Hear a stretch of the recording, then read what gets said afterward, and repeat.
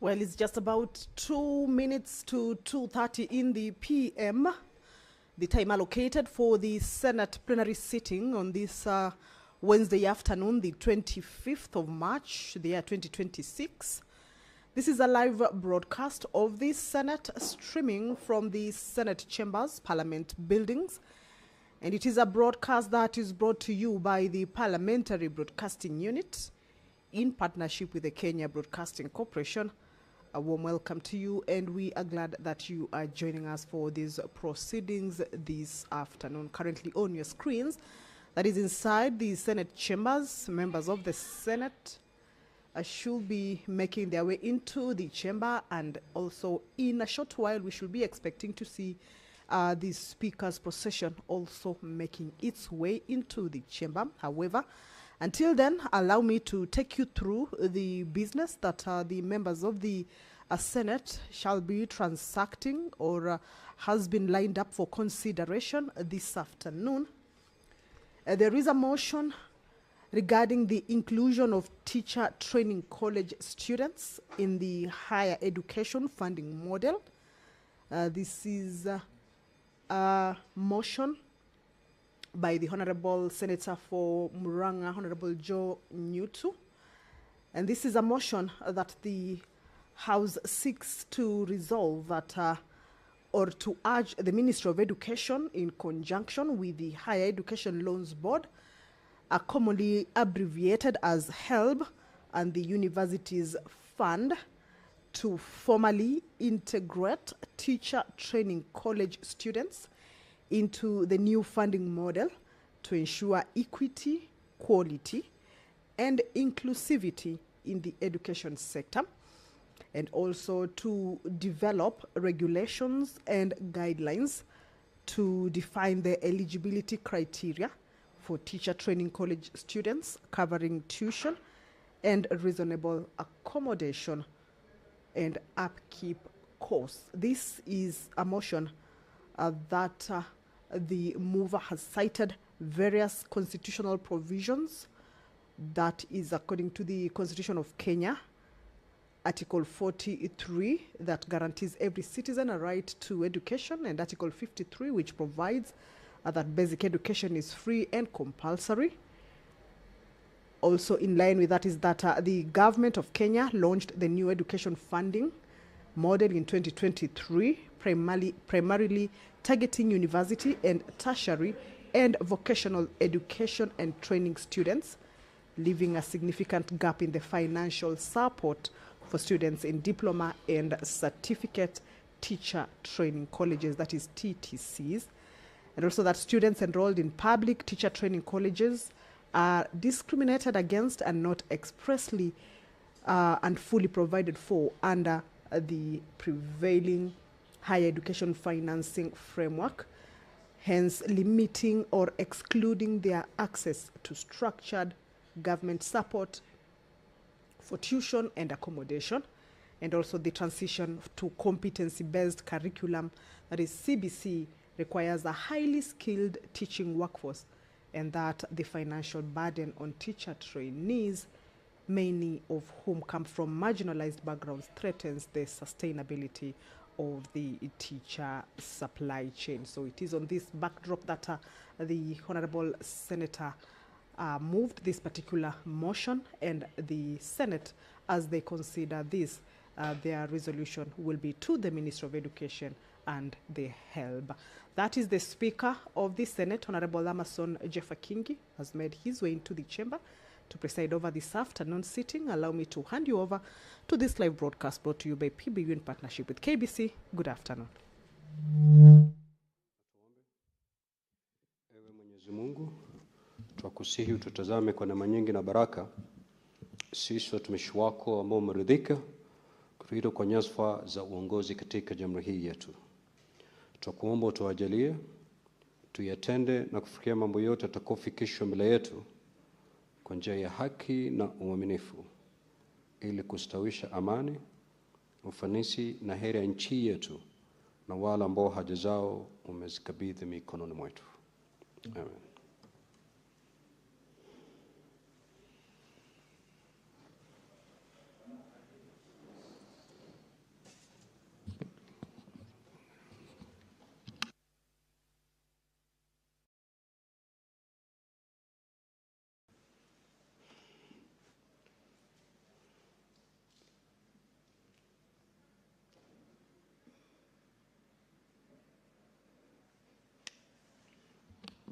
Declare we have quorum.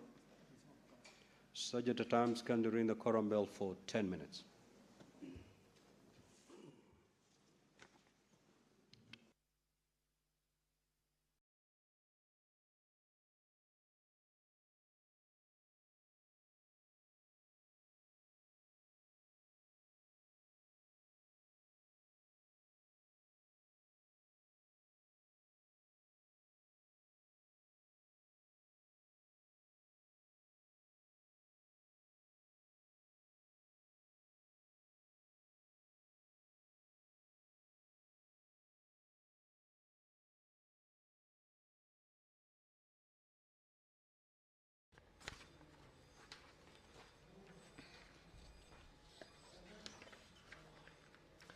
The prayer has been said and the chair taken. However, the quorum is yet to be attained. That is at the commencement of the sitting of the Senate. The Speaker has directed that the quorum bell be rung. This is to give room to the senators to be able to make their way into the chamber, join their colleagues, and also, most importantly, enable the House raise that much needed quorum for the sitting of the Senate to be able to commence. This afternoon also, as we wait for the members to correct or the House to correct, then we shall continue to take a look at that which they will be transacting this afternoon. There is a bill regarding the agriculture produce minimum guaranteed returns.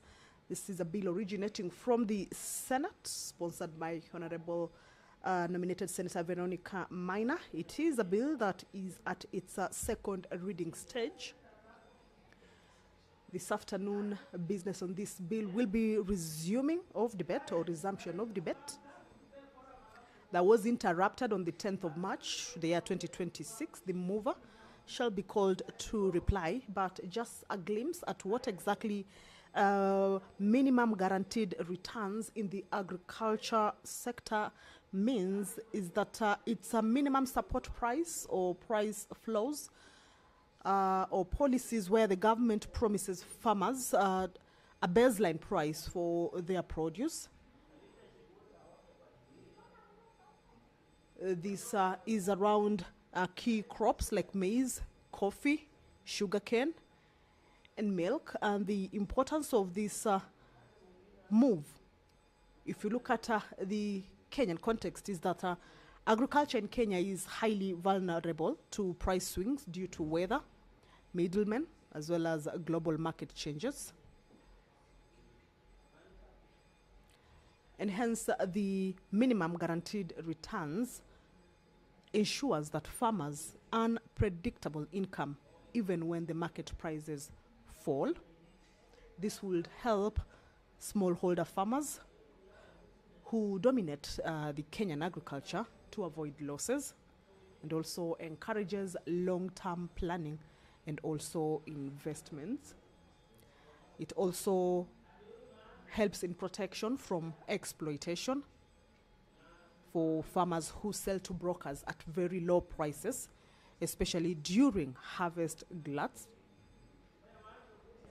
And the minimum guaranteed returns reduces or helps to reduce dependence on middlemen, and also strengthens farmers' bargaining power, and also supports fairer value distribution along the supply chain. So basically, this is just a glimpse into what this particular bill or the minimum guaranteed returns means or seeks to be able to bring on board into the agricultural sector in the country. And it is a bill that debate on it took place on the floor of the House this afternoon. The resumption of debate will be regarding that the mover be called to reply on the debate that took place in the floor of the House. If you're just joining us, is that the House is about to commence its sitting. There is a quorum hitch. The Speaker has directed that the quorum bell be rung for 10 minutes. Of course, this is as provided for in the House Standing Order number 40, that number 39 indicates that at least 15 senators shall be in the chamber for the House to be deemed to have corrected. If that is not present, then Standing Order number 40 directs that the quorum bell be rung for the House to be able to correct and for it to be able to commence.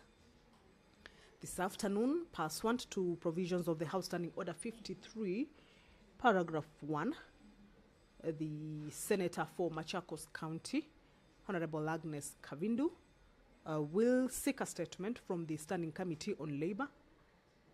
All right, the quorum seems to have been... Clerk, you may proceed to call the first order. Order number 1, administration of oath. Order number 2, communication from the chair. Order number 3, messages. Order number 4, petitions. Order number 5, papers. Order number 6, notices of motion. Order number 6 is deferred. Next order. Order number 7, questions and statements. Statements pursuant to Standing Order 53-1.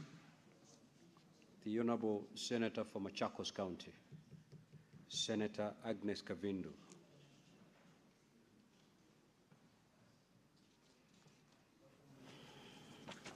That statement is dropped. Next order.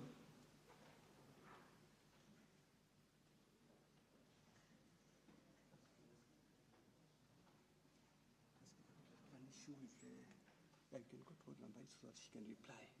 Then we'll do the others.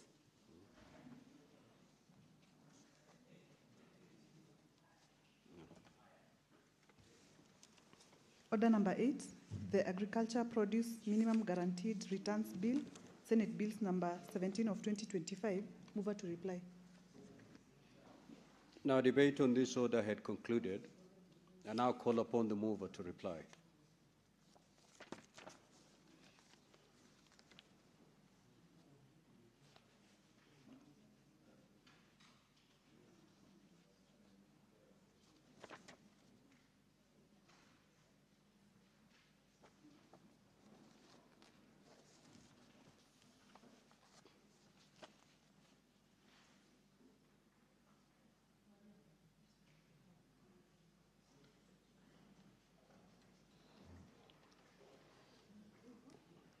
Thank you, Honorable Speaker, for this opportunity to reply in this motion that is before you today. Honorable Speaker, as I had earlier mentioned, and as I had earlier debated on this bill, this is a bill that brings reprieve to the small-scale farmers. And I want to take this opportunity to sincerely thank all the senators who have contributed to this motion. I know Senator Medhu did, Senator Wamatinga, and so many other senators who found, and Senator Ledama Olekina, Senator Chiradige, Senator Manzo, and many other senators who responded, who debated this bill, and saw the need for this bill, this law to be enacted. Honorable Senators, the purpose of this bill, once again, is to ensure that we have food security in our country, that people who invest in agriculture, especially small-scale traders, can find hope, a ray of hope, and that the funds that are being devolved for agriculture to the counties, there will be an accountability mechanism so that those funds are fed into where they're supposed to be fed, and the productivity of farmers can be determined and can be weighed and can be scaled, honorable senators. And Honorable Speaker, if I remember what happened to Murang'a County just the other day, with farmers being asked to harvest mangoes and expecting the county to purchase those mangoes, and tons of mangoes were wasted and they rotted in their backyards. Honorable Speaker, the enactment of this law would ensure that such farmers do not walk back to their homes empty-handed from their farms, but that in such an eventuality, Murang'a County government would have been held to account on the tonnage of mangoes that were wasted because of being harvested, them expecting the county to organize and arrange for these mangoes to be purchased, and the county failing to turn up, and the county failing to allocate any resources, even from the agriculture resource allocation. So, Honorable Speaker, this bill will address that situation. It is also going to ensure that the youths who are jobless can at least invest in agriculture, can take a glance at the opportunities that are available within the agripreneurship sector, so that we do not have young people working without any jobs in the city, looking for white-collar jobs, while in actual fact, jobs could be found within the counties, and every county could have an allocation.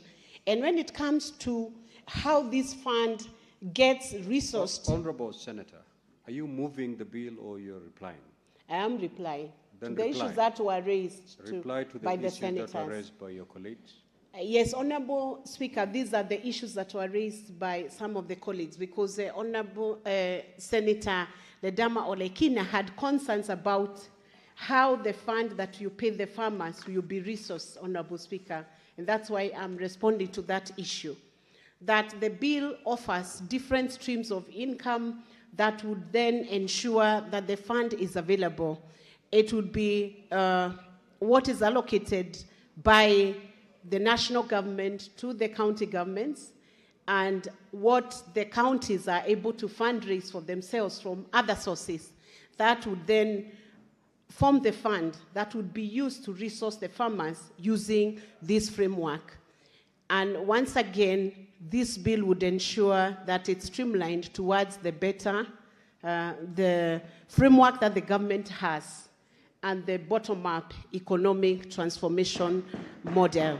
So, Honorable Speaker, with those remarks, I beg to reply. Thank you.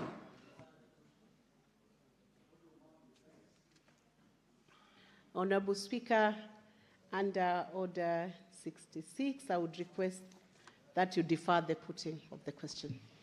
Okay, the putting of the question is hereby deferred. Next order.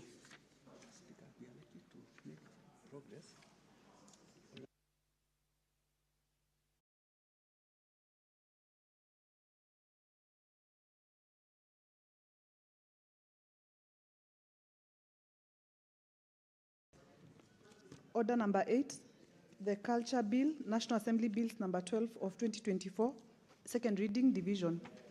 That order is deferred. Next. Order number 10, the Public Audit Amendment Bill, National Assembly Bills number 4 of 2024, second reading, division. That order is deferred. Next order. Order number 11, the Health Amendments Bill, Senate Bills number 12 of 2025, second reading, division. That order is deferred. Next order. Order number 12, Committee of the Whole, the Nuts and Oil Crops Development Bill, Senate Bills number 47 of 2023.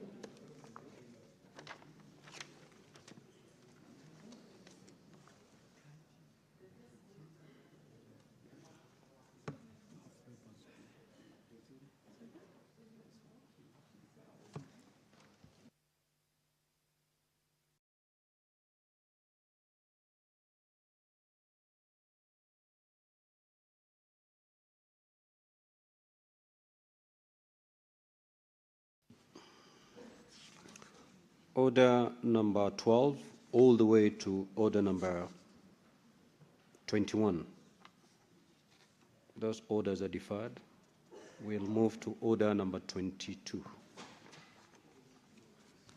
Order number 22, motion, inclusion of teacher training college students in the higher education funding model, resumption of debate.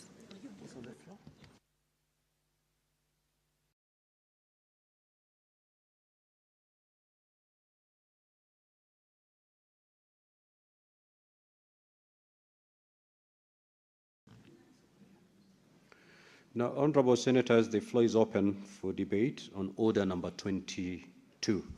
But before I give an opportunity to Honorable Senators to contribute, allow me to pass this communication.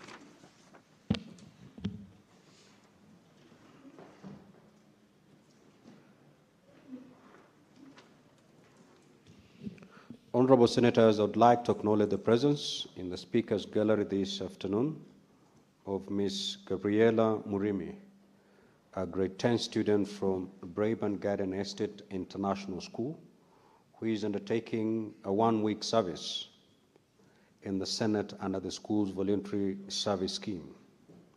I request Ms. Murimi to stand so that she may be acknowledged in the Senate tradition. Now, honorable senators, on behalf of the Senate and on my own behalf, I extend a warm welcome to her and wish her a fruitful visit. I will call upon the Senator for Nairobi City County to extend a word of welcome.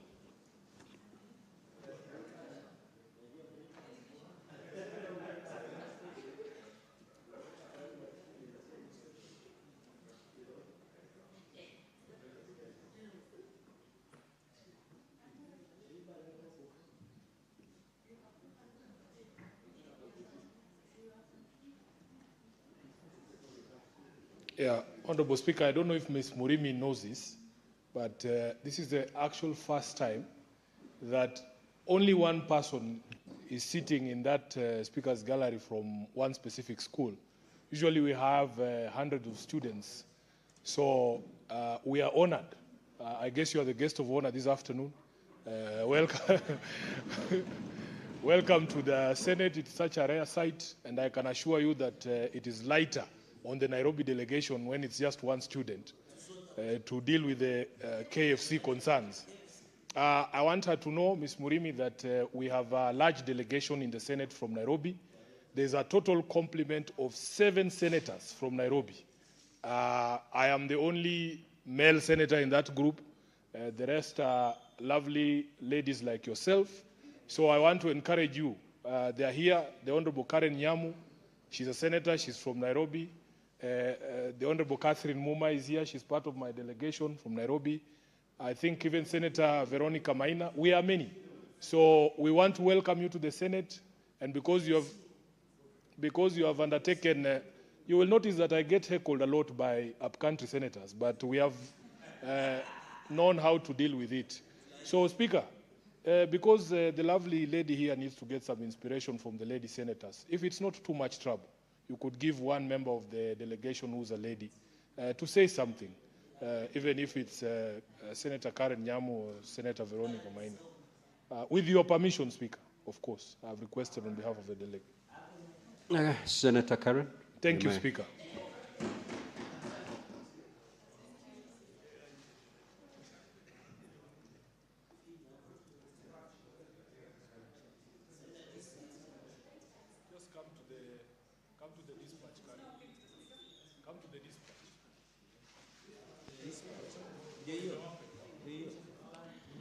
Thank you very much, Mr. Speaker, and my head of delegation, Senator Sifuna, and maybe I should take this opportunity to state for everyone to know today that Mimi Sio Sifuna.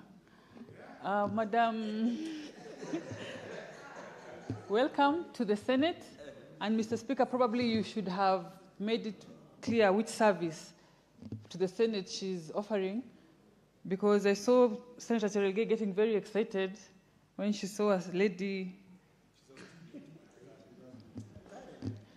Yeah, it's good to clarify it.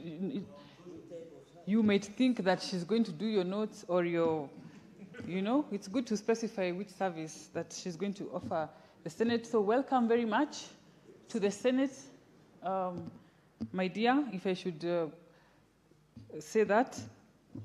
This is a house where we take care of our county governments. We fight for the interests of the county. We fight for funds to go to our counties, and we make laws that are relevant to all counties. And we hope that you're going to have a wealth of knowledge, that you're going to get good experience here, and we hope you get inspired that one day you will also be a leader here. Welcome, and we are here if you need any support. Thank you. Now we go back to the debate on order number 22. Honorable Senator Richard Onyonka.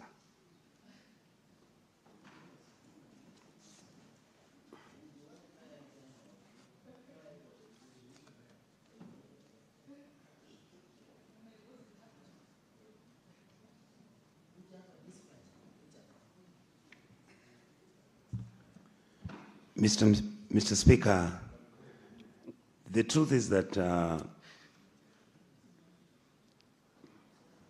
could I pass this because I saw you struggle. It's okay. I understand. My apologies. Senator Wamatenga. Senator Wamatenga.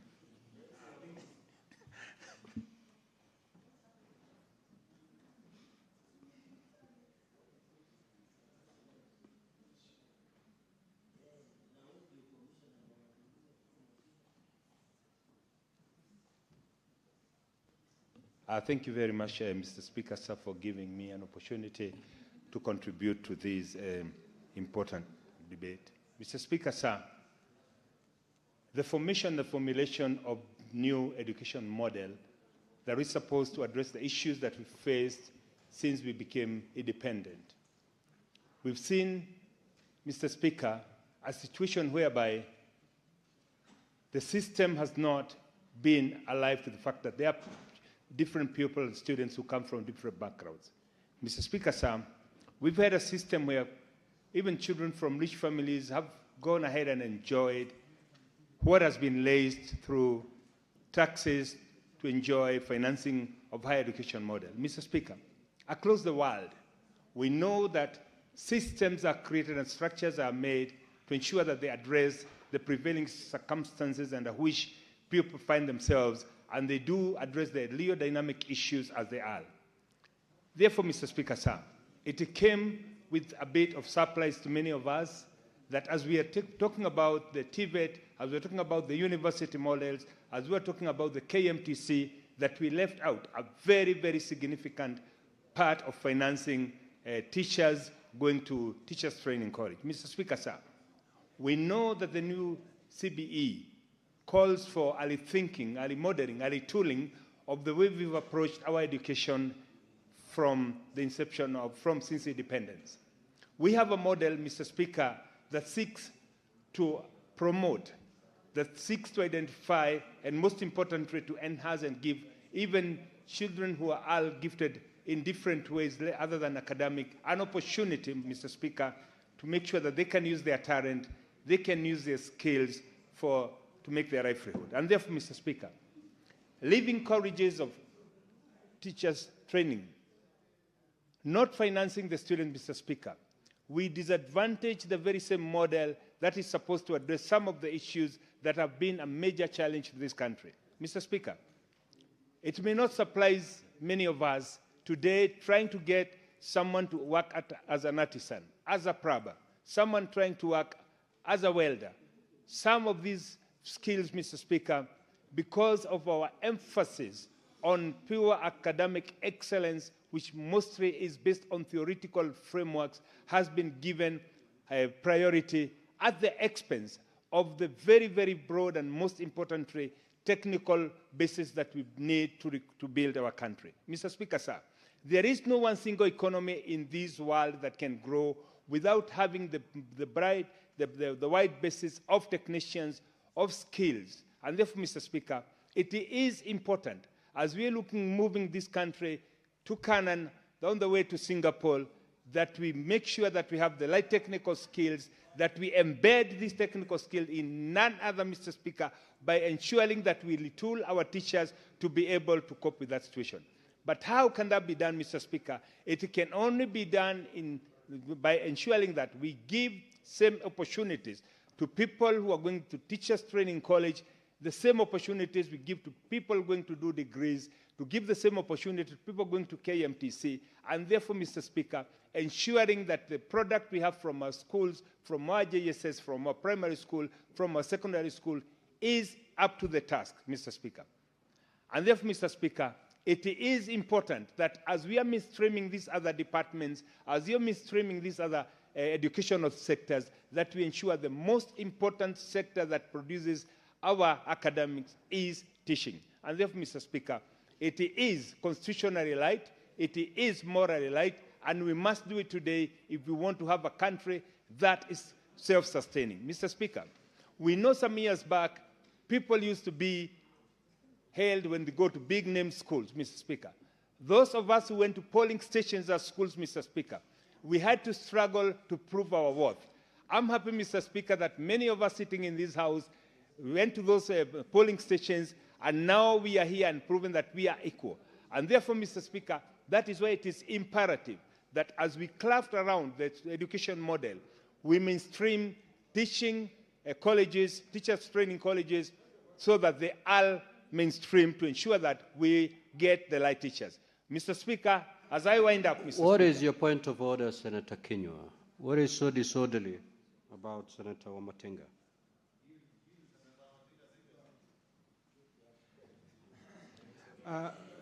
Bwana Spika, unajua ni kulingana vile alivyosema tu wale walioenda katika shule ambazo ni polling center. Bwana Spika, hiyo ni kejeli. Kuna wanafunzi wengi walizwa katika zile shule. Tunapaswa kuwapa motisha badala ya kuja hapa katika bunge hili na kukejeli watu. Asante Bwana Spika. Senator Wamatinga, you may proceed. You are not in any way out of order. thank you very much. You should be proud that your school is also doubling as a polling station. You should be proud of that.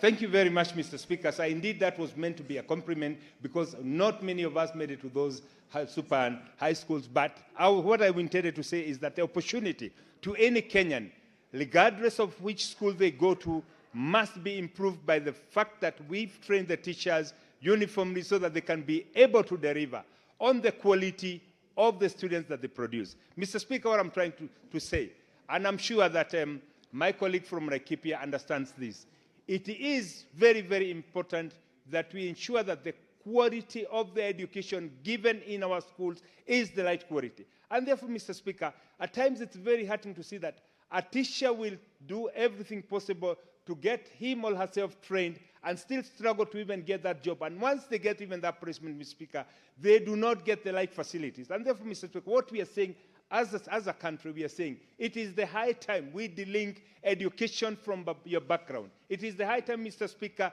that we give every child born in this country an opportunity to become somebody, not because they went to a particular school, but because their trainers were trained in a standard, uniform way so that the end product will have the same uniformity. Mr. Speaker, as I wind up, I would want to say that this is a step that we've missed many, many decades ago. This is the right time to make it good, Mr. Speaker. But as we are doing that, Mr. Speaker, it is also imperative that we ensure that the quality of the colleges and the teachers training college that we have has some general infrastructures that will allow them, Mr. Speaker. We can see in CBE, there is one requirement, Mr. Speaker, that kids must learn computer programming. But the infrastructure, Mr. Speaker, is not there. The teachers are not there. People do not have that training. And that's why, Mr. Speaker, during the Christmas holidays, I was the only senator who took it upon himself to train teachers in primary and JSS in Scratch coding, in Python programming, because I realized that the world is moving digital, and this is a pace that we must keep up with. I support, Mr. Speaker. Thank you. Senator Sifuna.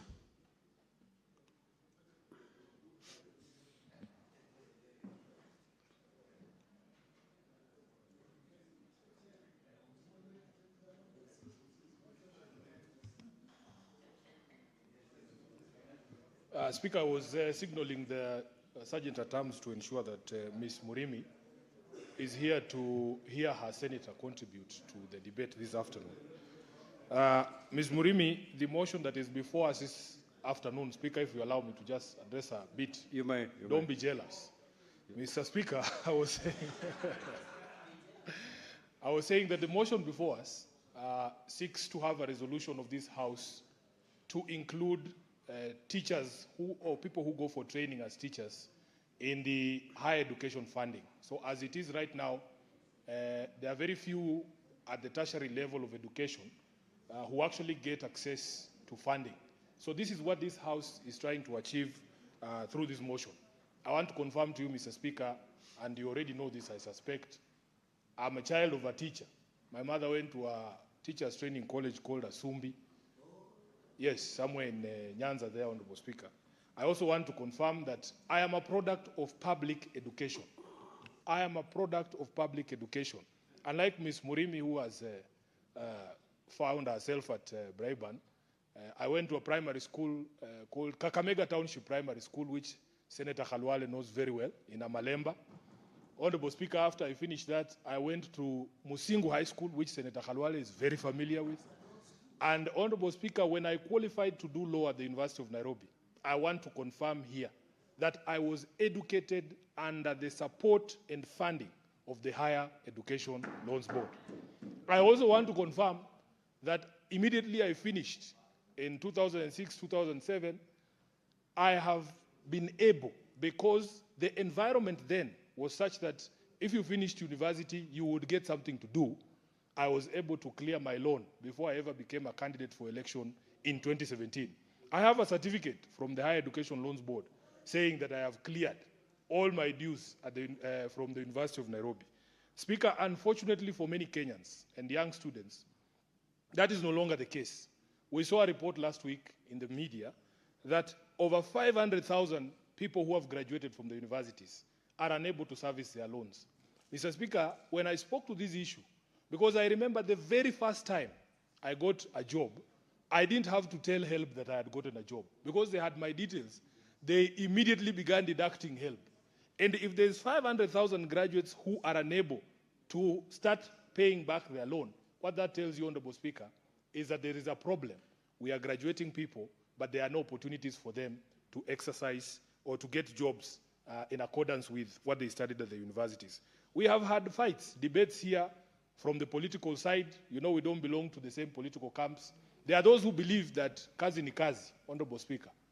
There are those of us who believe that a job cannot just be called a job. We need a job that is commensurate with your training, that can actually uplift you and your family from poverty. Speaker, that same report talks about 90 billion Kenya shillings owed to the Higher Education Loans Board as we speak from people who are unable to pay. Mr. Speaker, therefore, my concern really is we are adding another group of higher education students to this university funding model or higher education funding model that has a lot of challenges. It has a lot of challenges, Honorable Speaker, and I'm wondering whether indeed we are ready and prepared as a country to be able to absorb the new numbers of the teachers who will also come under this program. Speaker, if the Higher Education Loans Board was properly financed, including from receipts of the people who already were beneficiaries and are paying back, I think it is possible for us to be able to add more people. You cannot look anyone in the eye who's looking for higher education at any level, whether it's a teacher or whether they are in KMTC or in these other institutions, and tell them that somehow because you went to the University of Nairobi to study law, you deserved the loan more than them. Because we all come from diverse backgrounds, Honorable Speaker, irrespective of what we decided to pursue at higher level. If you look at the numbers, they are saying, Honorable Speaker, that in 2025-2026 financial year, almost 1.1 million students needed financing.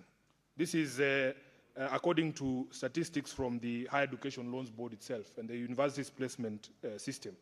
But we were only able to finance about 650,000 of those people, meaning, Honorable Speaker, that for every 3 applicants, 2 of them will get and 1 will miss out. And the data shows, Honorable Speaker, that these numbers have been rising actually. In the previous financial years, we had only maybe 170,000 missing out, then it went to 270, then to 380. And then if you ask who are these people who are missing out, Speaker, because of the new system that was introduced, if you ask who is missing out, if you are not poor enough to fit into that thing they call means testing, Honorable Speaker, you will miss out. If you lie between not poor enough and not rich enough to be able to pay for your own university fees, those are the people who are missing out on these applications. If you remember, those of us who are beneficiaries of HELP, Honorable Speaker, we would go to, you know, there was a way in which it was ascertained that you are a person of low means. Even our chiefs were involved. You know, Speaker, I told you that I am a beneficiary of help. Because of my name, some people think that I come from you know, they say I'm a dynasty. But that is not the truth. Speaker, we were poor. Growing up, we were very poor. Because my father, that's what I'm telling you. If I showed you my mother's payslip, you would weep. You people have more money on M-Pesa than how much money teachers earn in a month. If I check their balances right now. So, Honorable Speaker, can I tell my own story? Why are people heckling me? Order, honorable senators, order. Senator Fernandi, Senator Joyce Korir, you don't have to give the story of your husband, please. Yeah. Speaker, if you are here, you have your own parents. You have a mother and a father. You can tell the story of your circumstances growing up. Allow me to tell mine.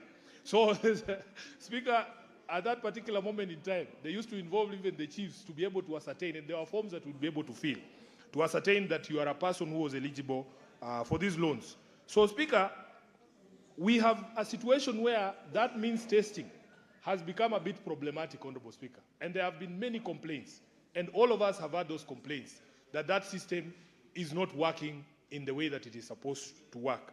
They have raised questions about the transparency of that system, of the means testing.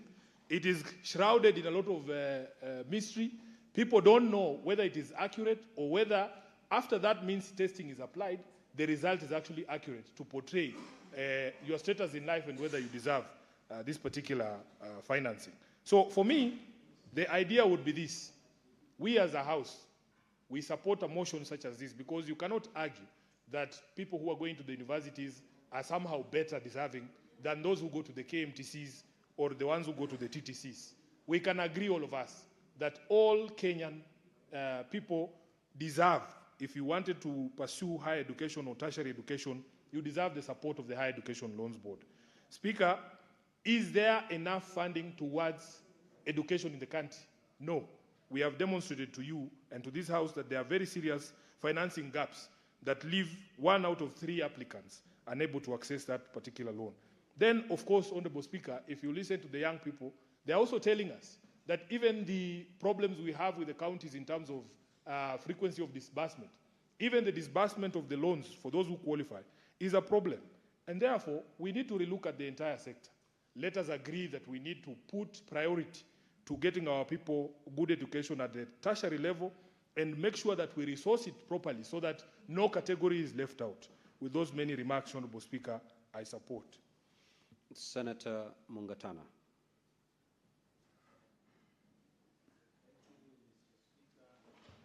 Thank you, Mr. Speaker, for giving me the opportunity to make my comments on this motion. Mr. Speaker, I start by congratulating the Honorable Nyutu for moving a very good motion that will promote the discussions around the funding of education in this country.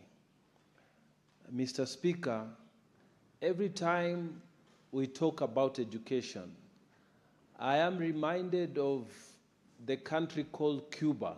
In Cuba, Mr. Speaker, education is fully funded.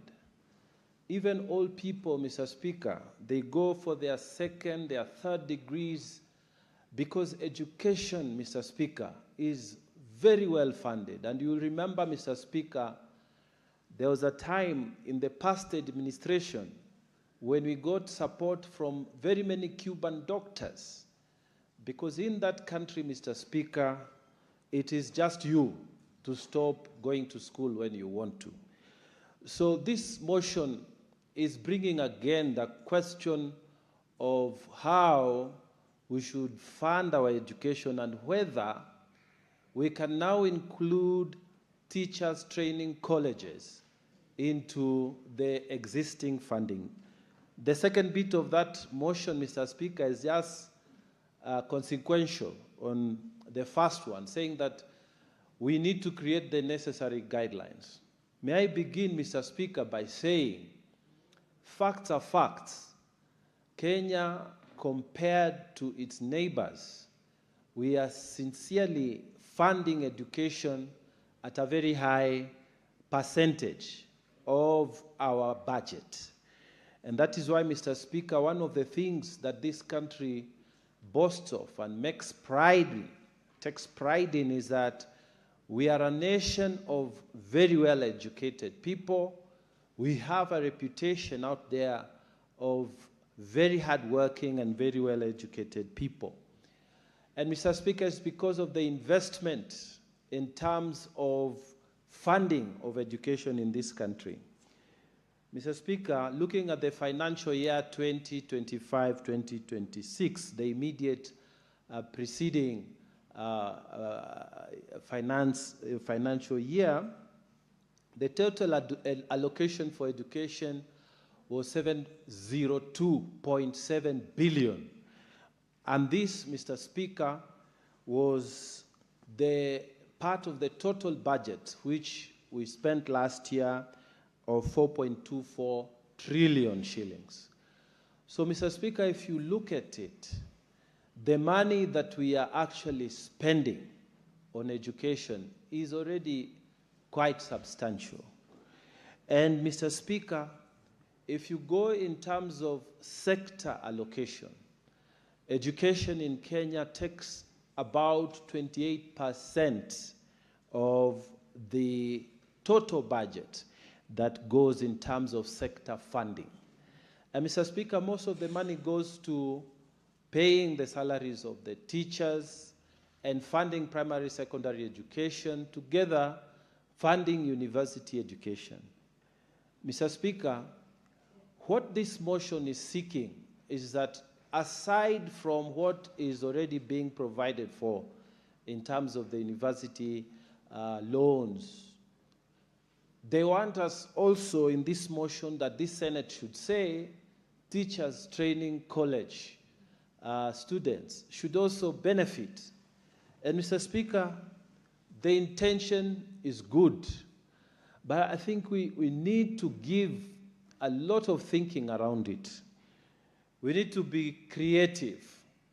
Really, can Minister for Education go back to Treasury and ask for more, knowing that he's already collecting 28% of the sector funding in terms of budgetary allocation? So, Mr. Speaker, I think we need to think more around this question, and this is where I would invite a lot of thinking from those who are in the academia, and particularly those who are in education funding. How can we make sure that we include the teacher training college going students also in this sector? Mr. Speaker, to make the case for these students who are going to teachers training colleges, it is obvious, Mr. Speaker, that they also require. There's no doubt about that. In fact, Mr. Speaker, just 2-3 days ago, some of the students who are coming from Tana River County were being put out of exam just here in Shanzu Teachers College, and we had to intervene, which means, Mr. Speaker, it is personal sacrifice to keep those students in university, in the college, so that they can attend for the exam, because this is the examination period. So the case is there. The case is there, Mr. Speaker. The many students who are attending are unable. And I really want to thank the teachers training colleges, and I'm singling out Shanzu Teachers College because of my recent experience there. Mr. Speaker, you will find that they do everything possible to keep the students there.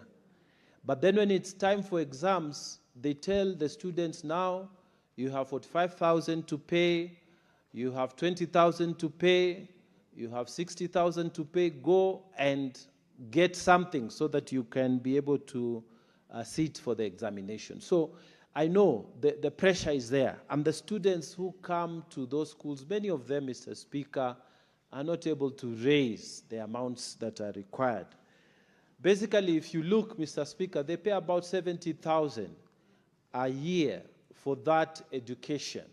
and that is excluding their living expenses, excluding all their other requirements for school. So, Mr. Speaker, the case is there, but is it enough for this Senate to just say, let us include them and leave it there? I think, Mr. Speaker, we need to think around what models we can use.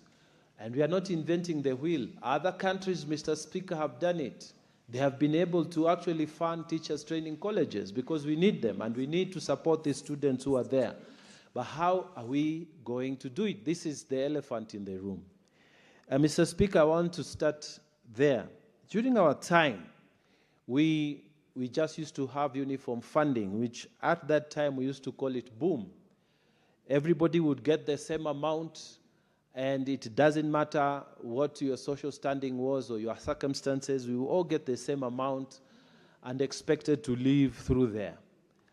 Mr. Speaker, I think the current president has made a very good attempt using the same professors to try and think, why should a person whose father and mother are in business, earning so much money, going to a private school, getting very quality private education, pay the same as a person who has gone to a public school all their life?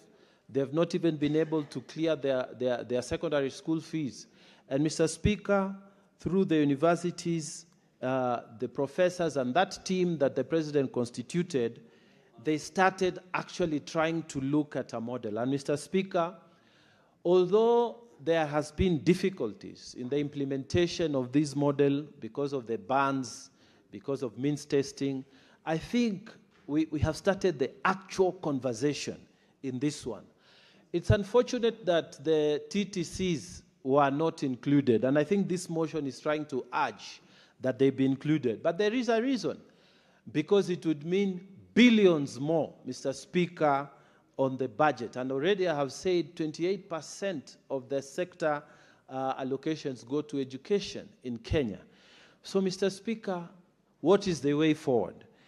I think one of the things that we could do is to create yet another model that will involve possibly the funds that are already allocated to the other colleges, the universities and so on, can be hived off so that some of it can go to the deserving students in teachers' training colleges. And this is what we need to ask our academia to think about. Because, Mr. Speaker, we have some of the best brains around Africa. And I know in the finance departments of various universities here in Kenya, we could find a solution. Because the solution cannot be that we take mass action, like all the students will not work. It will collapse the system of funding. But I think it is in between taking as many students as possible and cutting some of the funding that is already allocated to the other models of funding. And Mr. Speaker, this is a tough decision to make. It's a tough conversation we must have. But if the only amount that is available for the week is a 1/4 kilogram meat, there must be a way that we can spread it from Monday to Friday. So, Mr. Speaker, I want to support this motion cautiously, saying that we need to think outside the box. The resources are not enough, but yes, there is a need for us to include the teacher training college going students so that they are not left out completely. And we must find a way to think around these issues so that we have a credible scientific model that can apply across the entire country, particularly to counties such as mine, where many of the students who are going to these teachers training colleges suffer because of lack of means to sustain themselves in those colleges. So, Mr. Speaker, with those many remarks, I beg to support. Thank you, Mr. Speaker. Senator Maruma.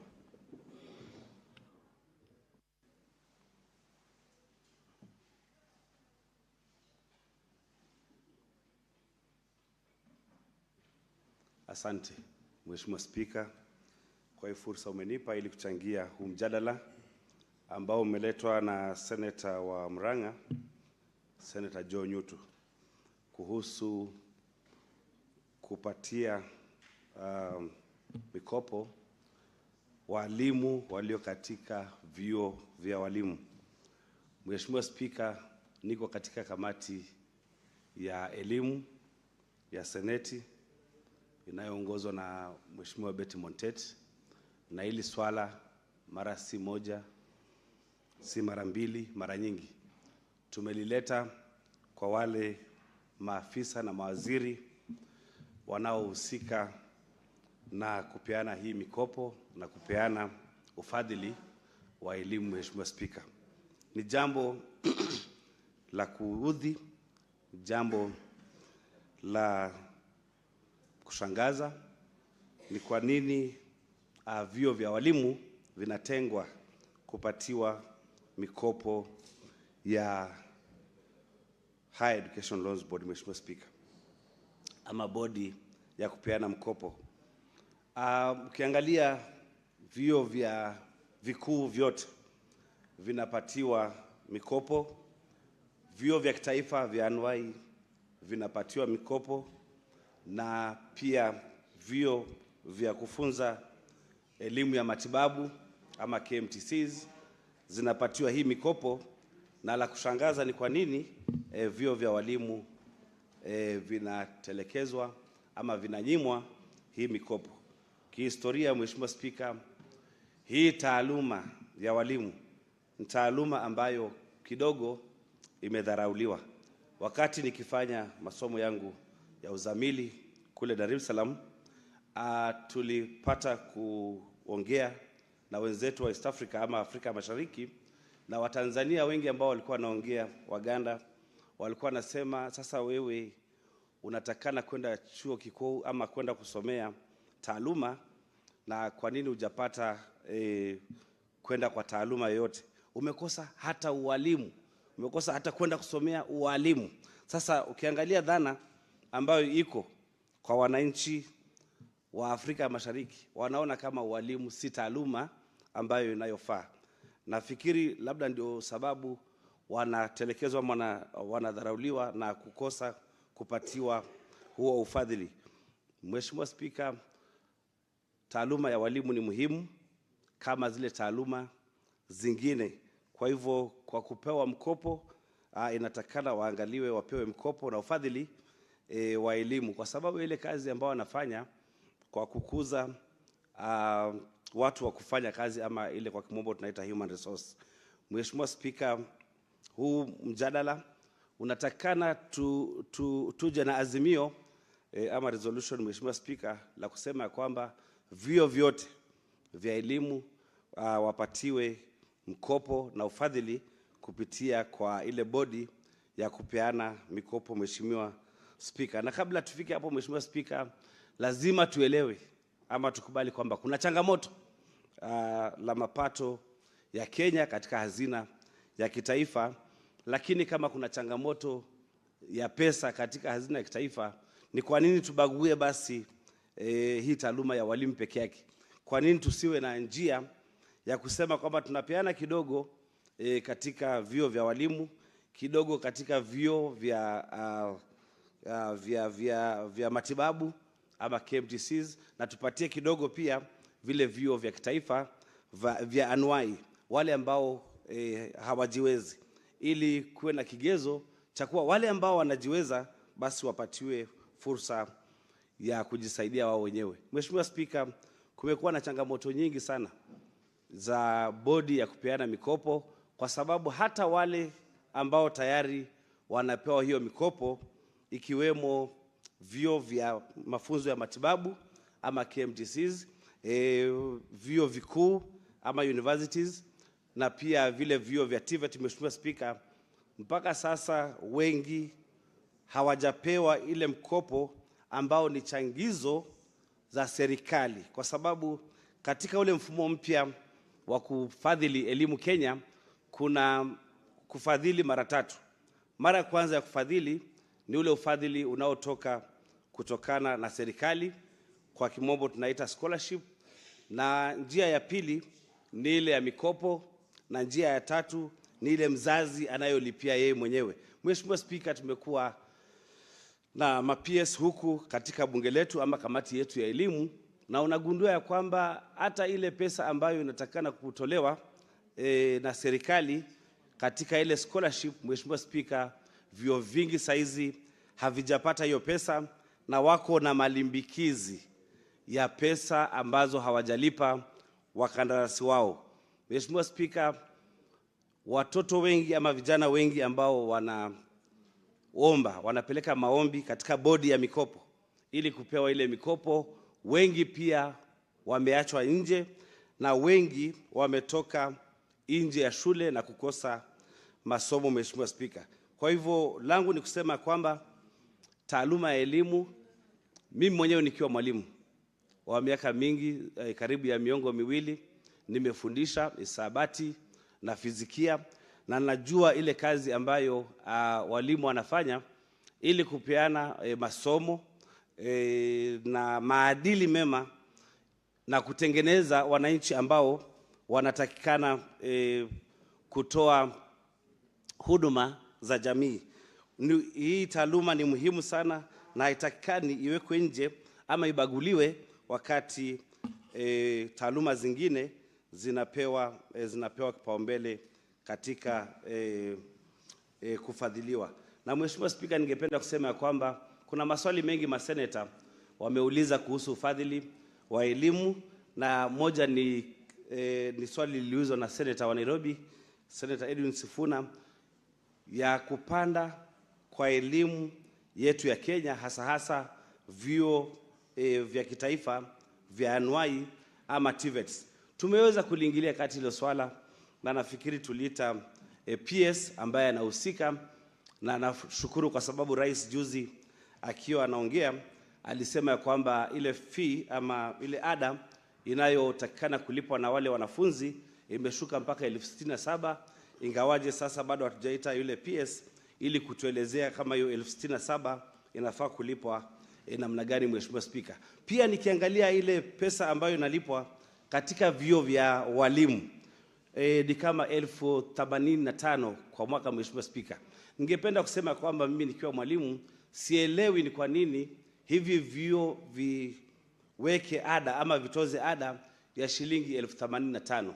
Mimi kwangu kibinafsi naona kama hiyo pesa itakuwa ni nyingi sana, kwa sababu shule nyingi za sekondari ambazo ni za kitaifa, ile ada wanaotoza wanafunzi ni kama shilingi 50,000 ama 45,000 kwa mwaka, ikiwemo chakula na nyingine, Mheshimiwa Spika, ya kununua vifaa vya maabara na kadhalika. Sasa sielewi ni kivipi vyuo vya walimu ambavyo vinapata ufadhili wa walimu kutoka kwa tume ya kuajiri walimu ama Teacher Service Commission, ile pesa yote ambao wanatoza vyuo vyetu 85,000 wanaipata namna gani? Kwa hivyo nafikiri baada ya kupitisha huu mswada ni vyema pia hii kamati yetu ya elimu inayoongozwa na Senator Montet, ambayo mimi pia ni mwanakamati, tuite hivi vyuo ama viongozi wa hivi vyuo na permanent secretary pia, labda watuelezee hii pesa wanaitumia namna gani, kwa sababu katika mafikira yangu nafikiria kwamba tunaweza kushukisha bei ama ada inayotozwa kwa hivi vyuo ili wanafunzi wengi zaidi wapate kupata masomo yao, Mheshimiwa Spika, ya elimu.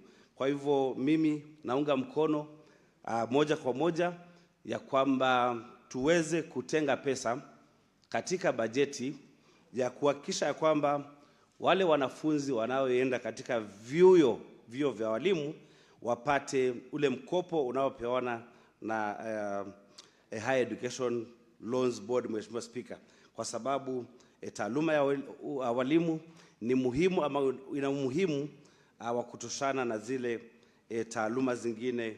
Mheshimiwa Spika, kwa hayo machache napenda kuunga mkono huu mjadala. Asante Mheshimiwa Spika. Senator Karanyama.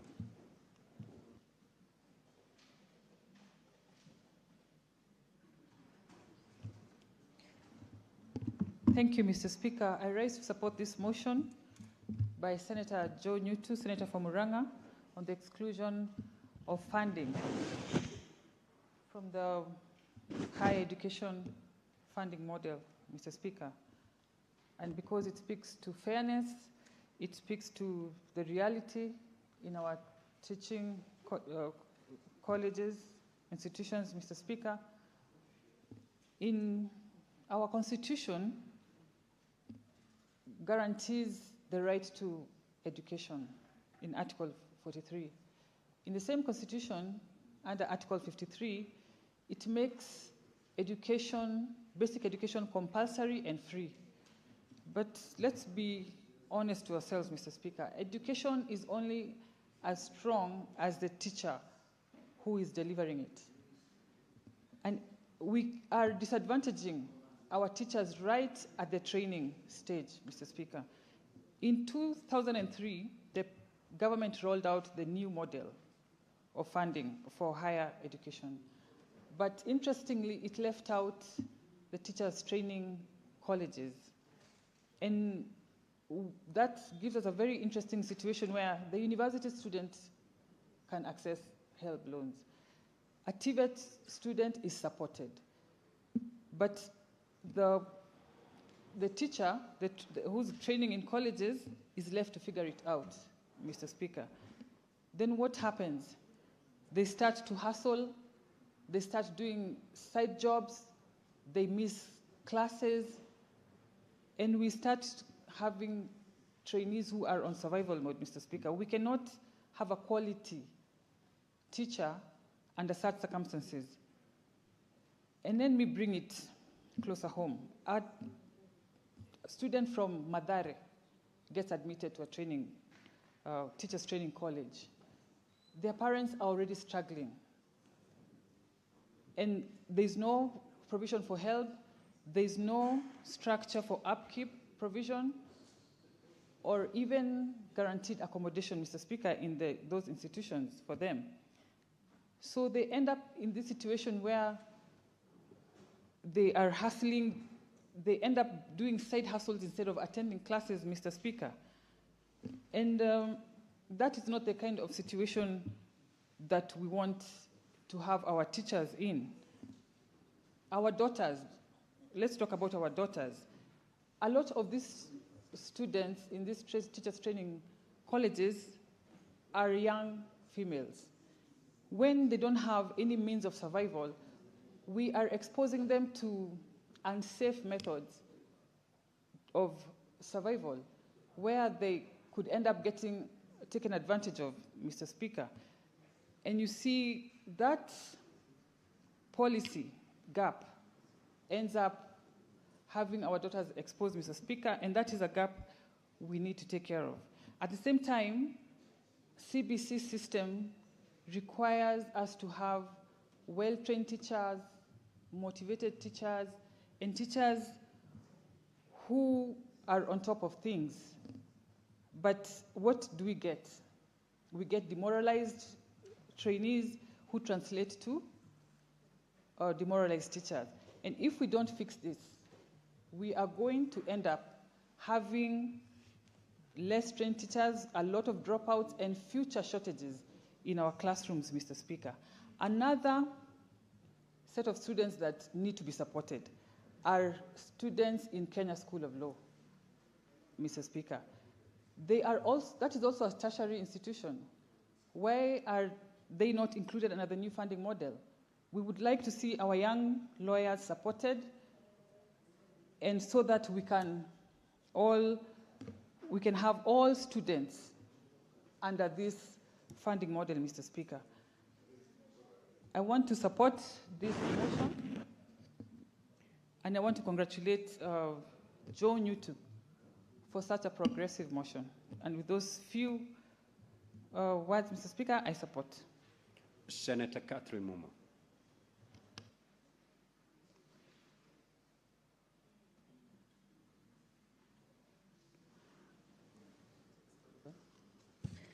Thank you, Honorable Speaker, for the opportunity to contribute to this motion. Honorable Speaker, I'm a member of the Education Committee and would like to thank Senator John Nyutu for this very important motion, something that I think has been overlooked over the years.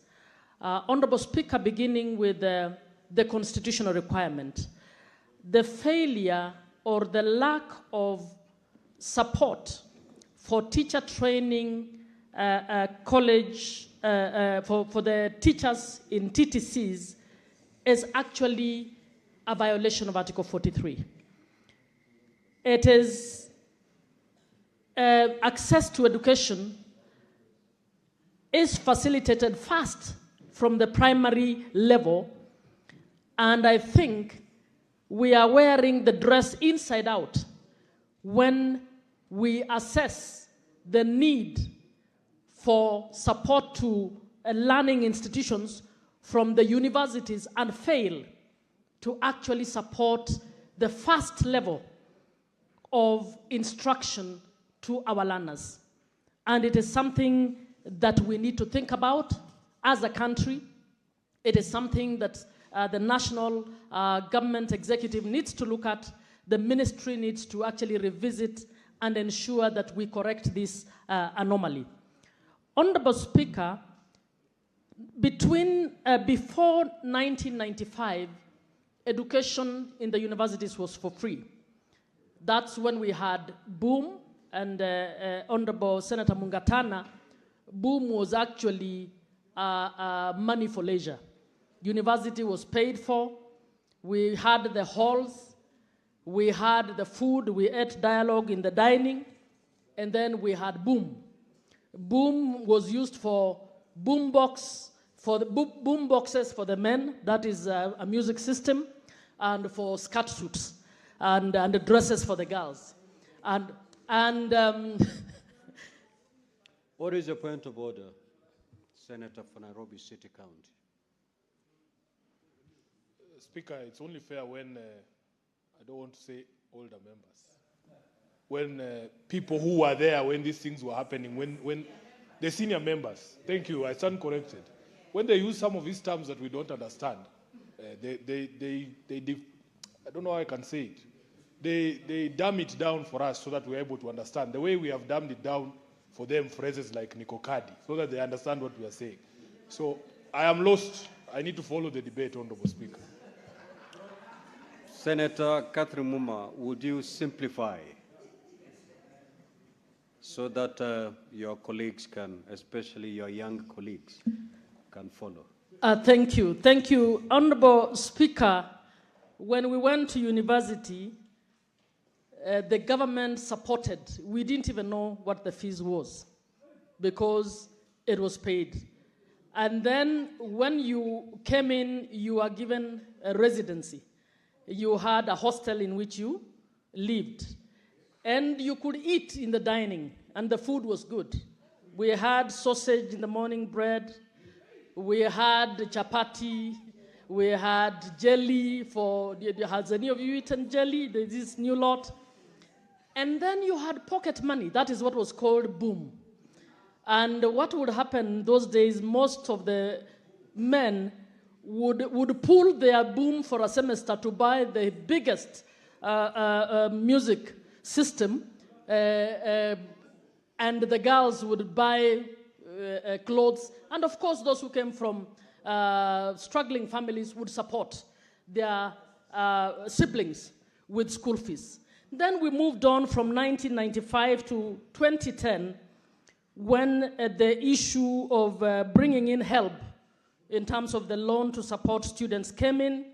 Between 2014 and 2022, we then moved on to supporting the TVETs when it was recognized that we need a skilled workforce in order for the economy to grow.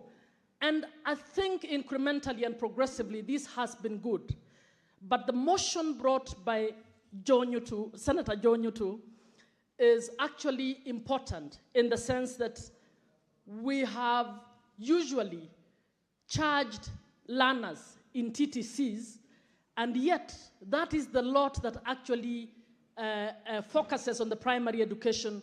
And I think in this era and age, particularly when we have 75% of all our population being under 35, and therefore many people who need these services, I think we need to rethink this model and see how we can support this team. Honorable Speaker, now it is a paradox that we are willing to support a diploma in ICT, we are willing to support, but we don't want to support a diploma in the TTC. I think it's a mistake that we need to relook at.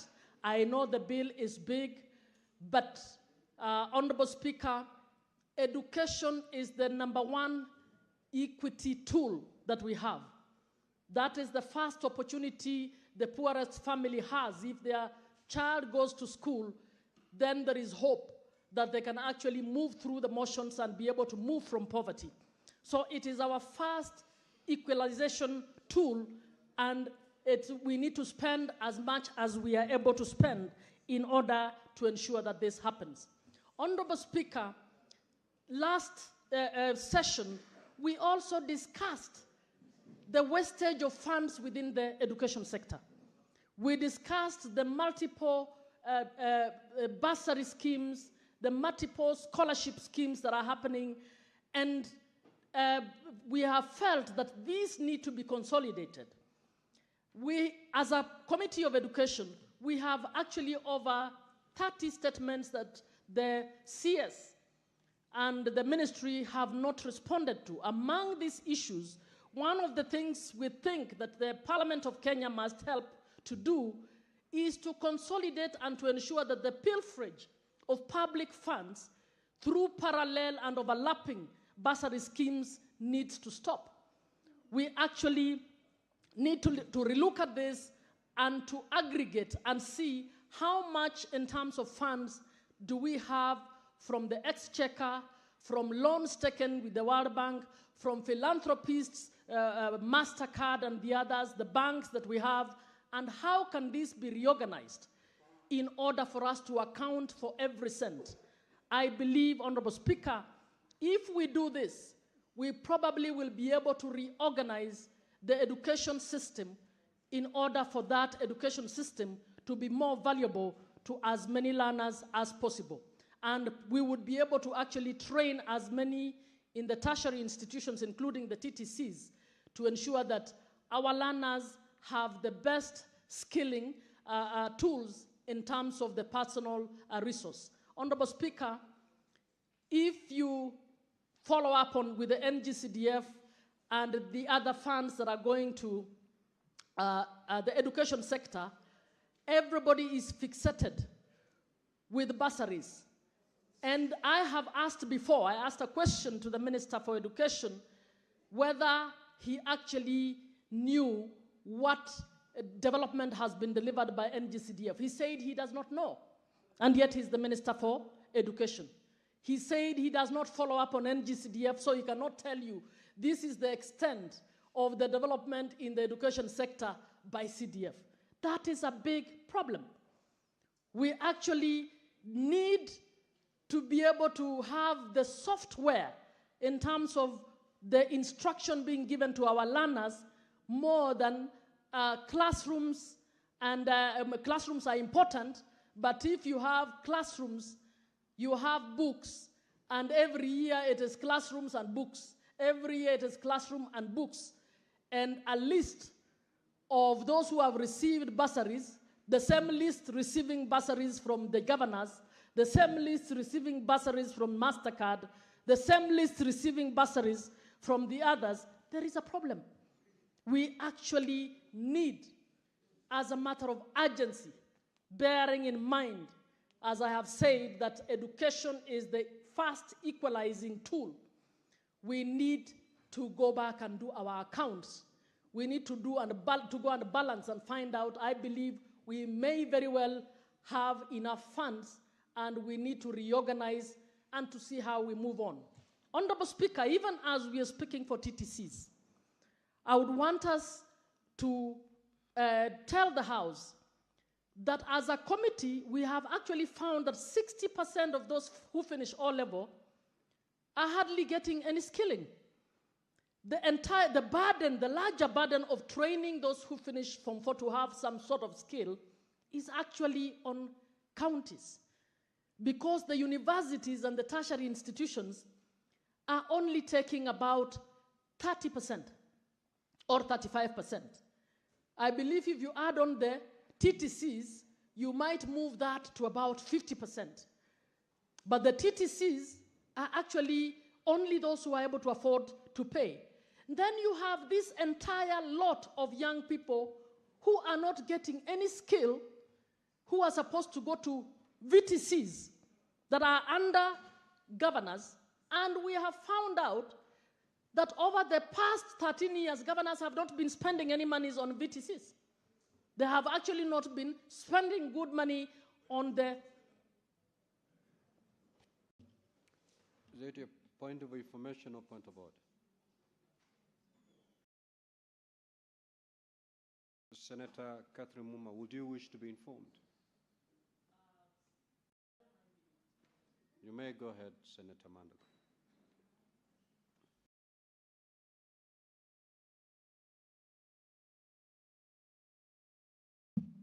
Thank you, Honorable Speaker. Honorable Speaker, I would like to inform Senator Catherine Muma that a number of counties from 2013 have actually been putting funds for VTCs. I say so as a former governor of Uasin Gishu County who served for 2 terms, and I ensured that there was 13,000 per student capitation for every student attending the VTC. And we made sure in all our 12 VTCs, the enrollment was more than 400, and Senator Betty Montet can bear me witness. Thank you very much, Honorable Speaker.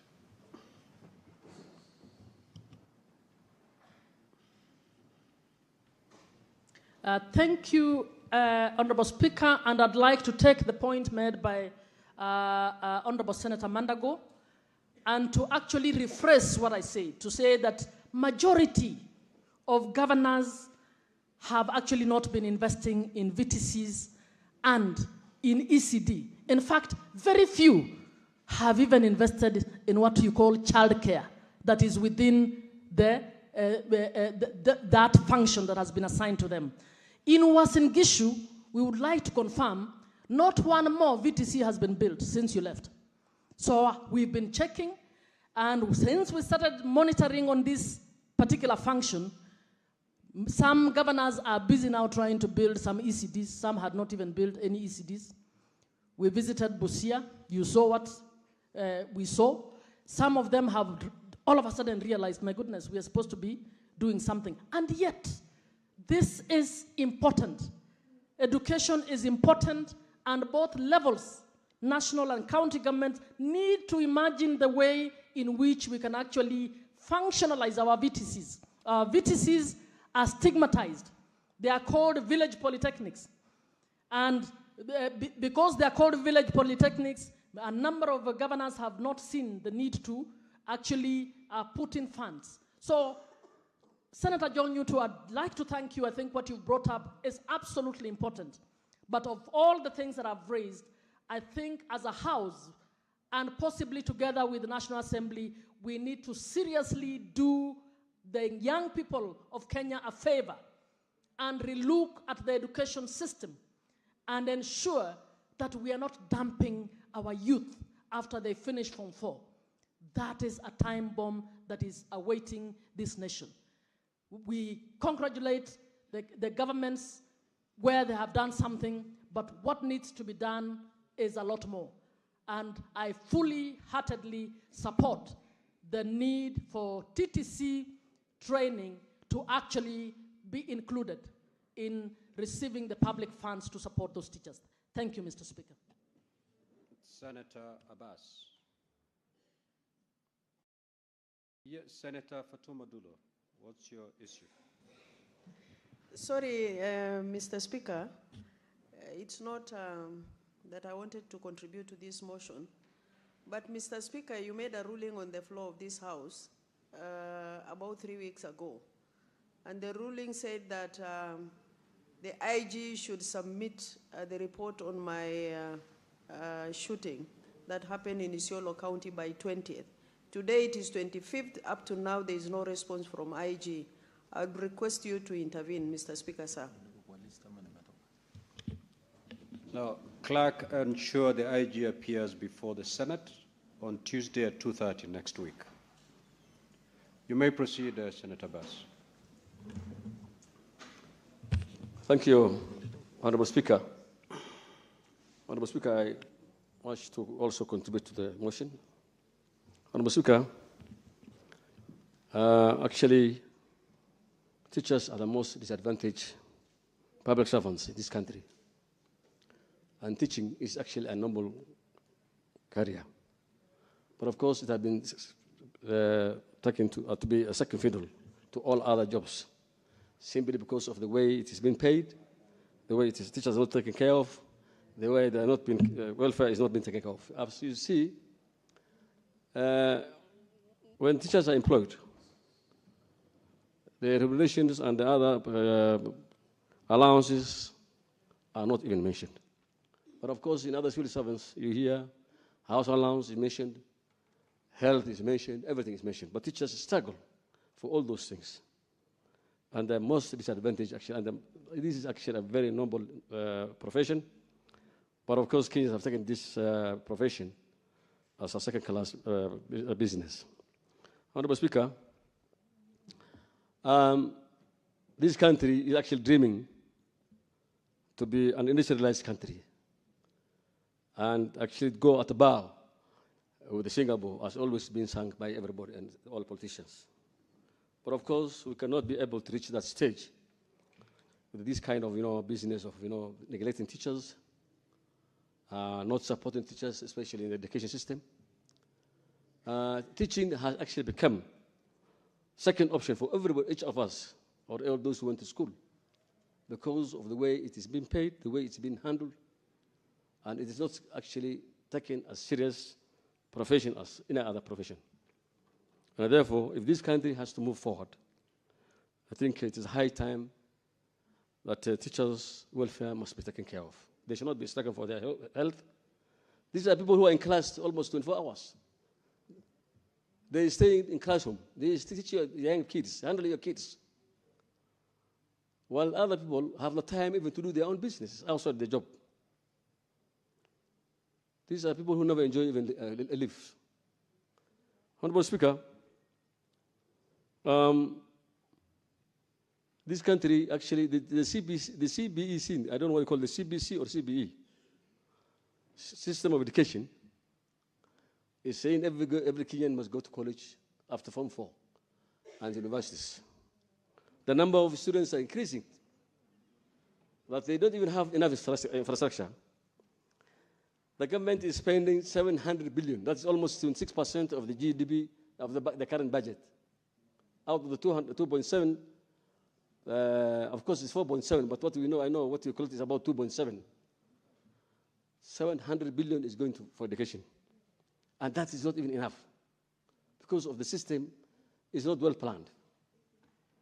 The CBE system of education that is now currently ongoing is actually creating a class in Kenya. Class system. Because when the student comes to you, the child will tell you, I am given homework, and as a parent you must do. We have pastors who have never gone to school. They don't even know what the ABCD is. The students have been told, go and buy books, go and buy boxes, go and do knitting, go and do cooking. My friend, this is what's supposed to be done by the mothers at home. Exactly. You are making students busy on irrelevant things. You see a class, a primary kid carrying 27 books, encyclopedia. Why will a kid of class 3 who was not even able to read, how are you going to use the encyclopedia? It's actually The students are now developing hunchbacks carrying loads of books. They are being told to wake up at 5 in the morning. They go there when they're sleeping. They're being taken in schools, being round and round. The buses are carrying them, and their kids are sleeping in the buses. That kind of education will never help anybody. Honorable Speaker, one other thing is the system, the new system of education funding is also biased. Because the categorization, actually, I don't know, category C, category B, I don't know what it is. I don't know how that is classified. What criteria people are using. Because most of the students cannot be able to meet those criteria, and those criteria have been developed in somebody who can afford to pay school fees for his kids. He doesn't know the sons or the daughters of the poor people, how they look like, where they are. They have been told that this thing is classified, and then Class B gets this amount of money, Class C gets this kind of. This is not the system that we need to have in this country. Honorable Speaker, I think the old system of funding on help, loans, and these things should be followed.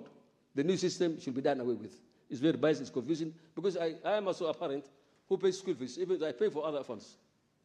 And every time I'm being told there's balance, this has not been done, and this has not been paid. One other thing, Honorable Speaker, I've seen is, even in times of admissions, the COOPs, when they admit a student, and if a student wants to move from one course to another course, if you change the course, then you don't get the money. You are bad. Because the student must be given also time to, if somebody wants to do medicine, and is qualified, or she's qualified, and she wants to move to medicine, then they should be allowed.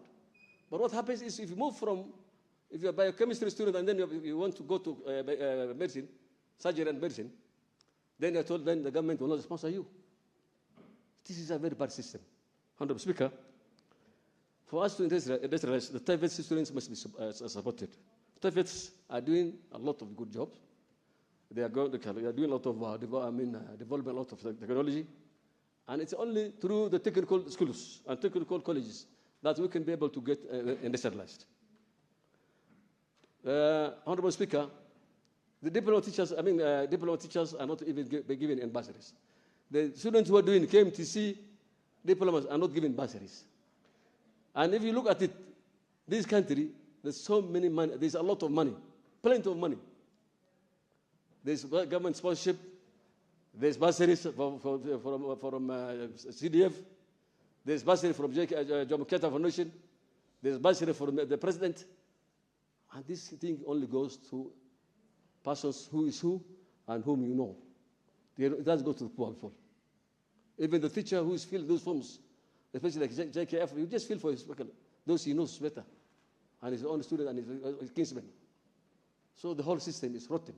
And I think you need to have an overhaul and bring the system of education sponsorships and bursaries together, including even the ones for the bursaries from the MPs. I have been a member of parliament in the National Assembly, and I know what is going on there. It's so biased and skewed politically. Because you only look for those who supported you. So it's the high time that all these things should be brought together. All this money should be brought to one basket, so that there will be a fair distribution of resources for health and education. Honorable Speaker, the students in the colleges actually are really having problems. Even the TVETs and the teachers' colleges, they are in boarding schools. They are not even paid well. They don't have sponsorship, and the students there are actually almost starving. Yeah. Honorable Speaker, with the 700 billion available for the Ministry of Education, it's the high time that this country must come back to the drawing board, that to look the CBE system. We don't want to play politics in our education system. Most of us who are here today, I'm sure, none of our children are going to schools, public schools. Let's be honest. People have gone to national schools, international schools. They're taking their children to international schools. So you're living the poor people. So what now I'm saying that this class system, simply because you're teaching how to cook and bake breads and these things, then you want to have more domestic workers than what the professionals and the doctors and all these things. You're breeding here and educating more domestic workers. So that's why I'm saying there's a class system in our education system. Thank you, Mr. Speaker. I beg to support. Senator Osotsi.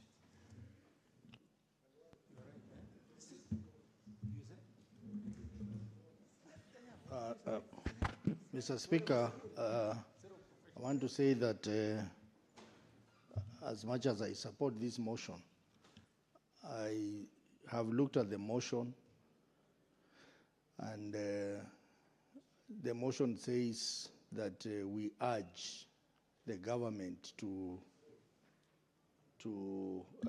include the teachers training colleges in the funding model. I think, Mr. Speaker, I have said this in this House before, severally, that when we spend time to debate motions, let us focus on motions where we are giving an order, not basically telling government institutions or ministries to urge them. Because when you say urge, it means it's an open check. They can implement it, they can keep it in their shelf, and nothing happens. What we are supposed to say, that resolve. We are resolving as a House. Mr. Speaker, we are going to spend like 1-2 hours discussing this motion. And after that, nothing happens. It's so sad. So I want to start on that note to say, this is a very good motion. How I wish we were making a resolution, because by the mere reading of this motion, this is not a resolution, Mr. Speaker, because we are urging the government. We are not making a resolution. So I think those who are drafting these motions from our secretariat, they need to take that into account so that when we sit here and debate and give ideas, let those ideas be implemented by the government. Now, coming to the motion, Mr. Speaker, the spirit you get from this motion is that there is a serious problem with the funding education generally in this country. Because we are saying that we would like teachers training colleges to be included in the funding model. And from the discussions I've heard from the members, they have even talked about including the vocational training centers in this model as well, and many other institutions, Mr. Speaker. Mr. Speaker, that tells you that overall something has to be done on funding education in this country. And I think as much as we focus too much on brick and mortar, wanting to make roads, wanting to build SGRs, Mr. Speaker, as a country, I think the most important thing we need to do is to invest in our people so that we have cheap labor that we can use in this country and also export it, Mr. Speaker. Mr. Speaker, if you look at our budget, you realize maybe last financial year is when we hit 28% of our budget on education. But in the other years, we were between 16 to 20% of our budget was in education. That means we need to spend more in education so that we churn out many Kenyans who are skilled, many Kenyans who can do some of the things that we import. Right now, we're importing even roads from China. We are importing everything, basically everything. Things that can be done in this country if we had the right skills, if we had the right qualified people. They will find no reason why we need to invite Chinese to build bridges when we can do it ourselves, Mr. Speaker. So I think it's a priority if we are serious about going to Singapore, which I hear every day. We are not going to go to Singapore by building roads, many of which are driven by the corruption interest. We are going to go to Singapore by investing in our people, Mr. Speaker, Madam Speaker. Why am I saying that? If, for example, we increased our budgetary allocation in education, and we made education free in this country, Mr. Speaker, we will produce enough graduates who are skilled in all manner of fields, and we will not need to import people to come and do some of the jobs that we do in this country, Mr. Speaker. We have a lot of young people in this country, if well trained. There is no Mr. Speaker on Sorry, the chair. sorry, madam. That's the last warning to senators. This disease started in the morning. To Madam Speakers as Mr. Madam Speaker. Speaker, I'm Stop sorry. it. I'm sorry, but this disease started in the morning from my senior brother, Aluale. So you can know where it's coming from. What's the point of order, Senator Hezena?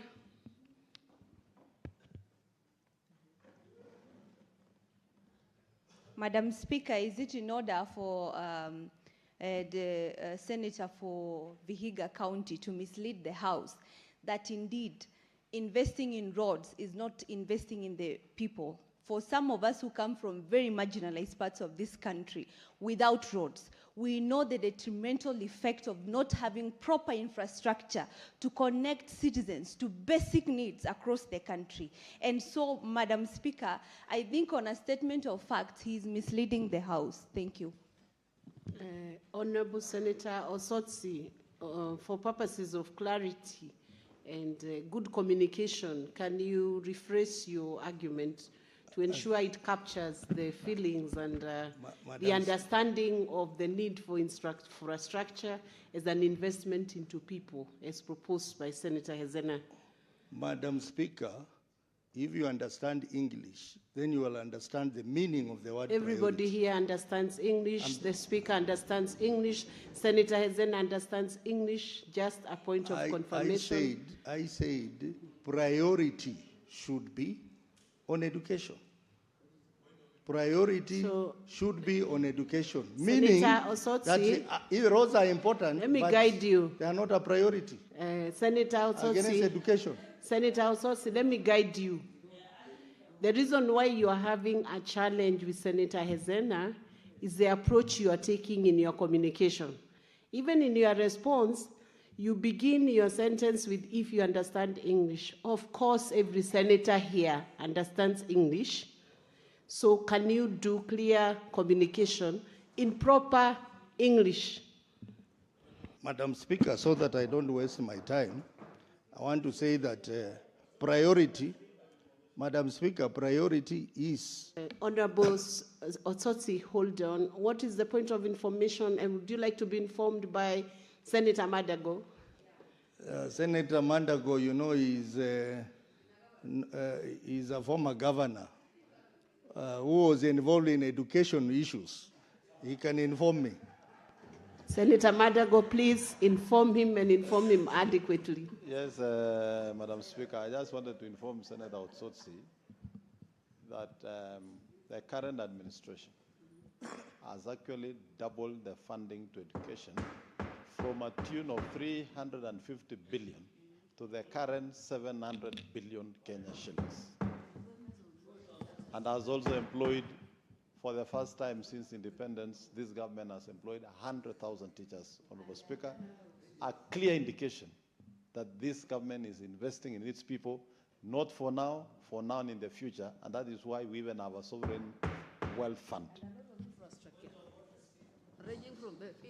What is your point of order, Senator Cherarige?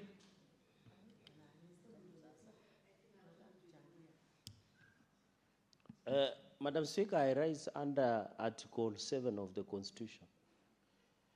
Because Senator Otsosi saying Senator Lemaletian, if she understands English, is unconstitutional. Is made in bad faith because under Article 7 of the Constitution, the national language of the Republic is Kiswahili. The official languages which is used here on the floor of the House of the Republic are Kiswahili and English. And then it says, in fact, it goes ahead, apart from English and Kiswahili, which are official, we also use Kenya Sign Language or Braille or any other communication formats and technologies accessible to persons with disabilities. So the only languages that are allowed under Article 7 to be used officially is English, Kiswahili, and sign language. So he's totally out of order and he must apologize. He can say those statements in Linda Mwananchi or Linda Tumorali somewhere in Narok. Senator Ososi, would you like to be informed by Senator Hezena? Madam Speaker, you know, these point of orders are meant to waste my time. Your time is posed. You asked me to clarify, and I've clarified and said priority should be on educating Kenyans. That's my clarification. So allow me to proceed with my contribution, Madam Speaker. This is to make, Senator Joyce, can you hold on? Clerk, can you pause his time and return his minutes so he does not use them? So, Senator Osotsi, you can proceed.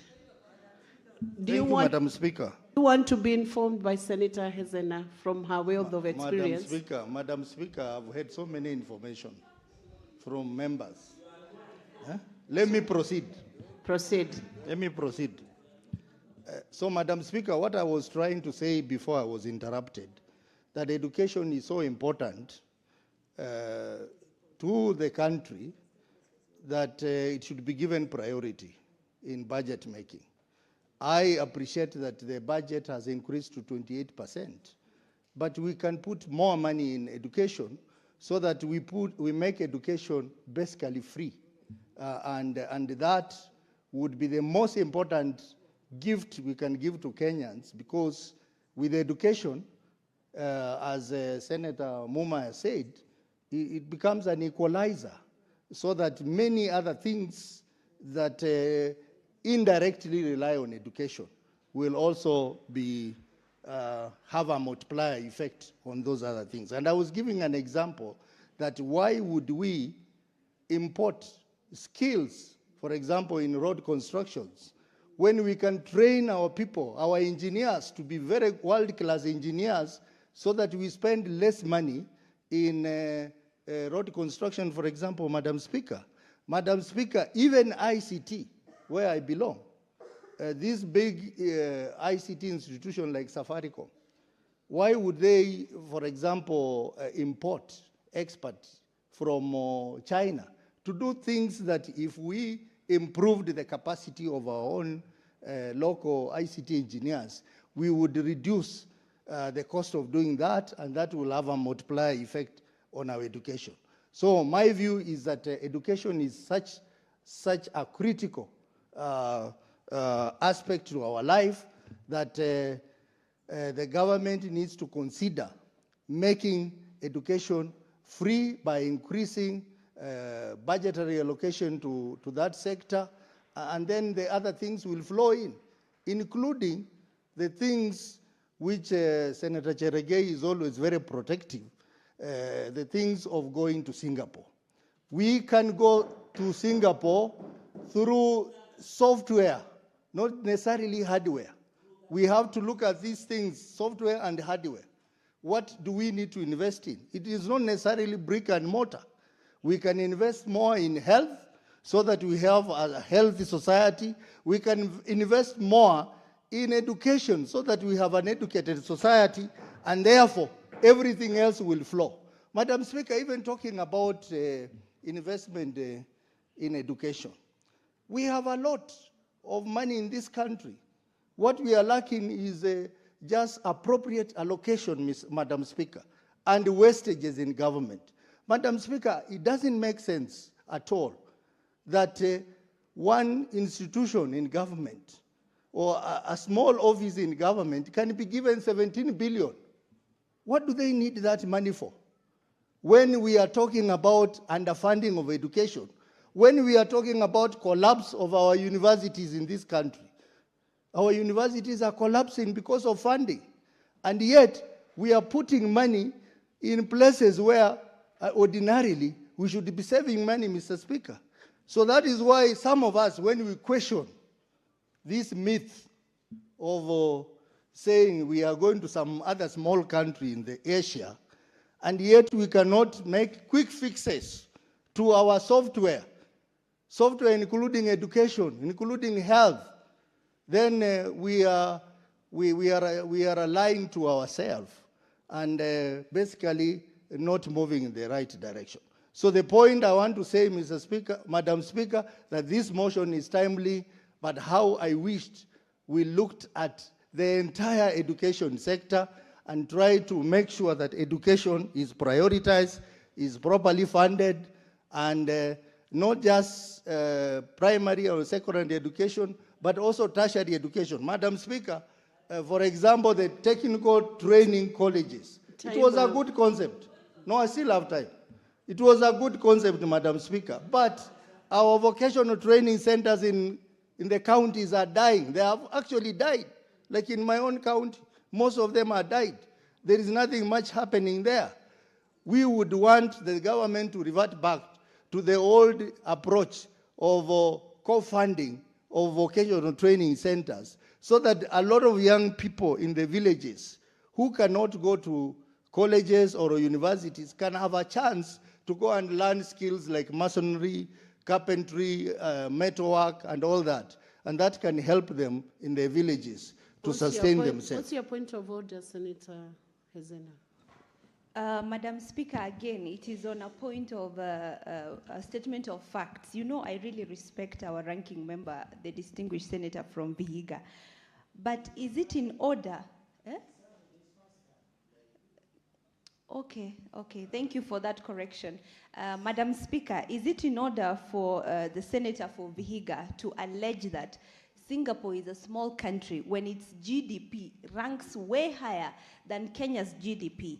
And also, it is important, Madam Speaker, for him to restrict his arguments to maybe the confines of Western Kenya. Because, Madam Speaker, when he talks about priority areas, as much as education is very important in our country, there are other very dire priority areas, like access to that education is a huge problem in Samburu. Madam Speaker, secondly, there are people who are starving in some parts of Kenya for lack of a basic commodity like water. Dams are a priority in some parts of Kenya, Madam Speaker.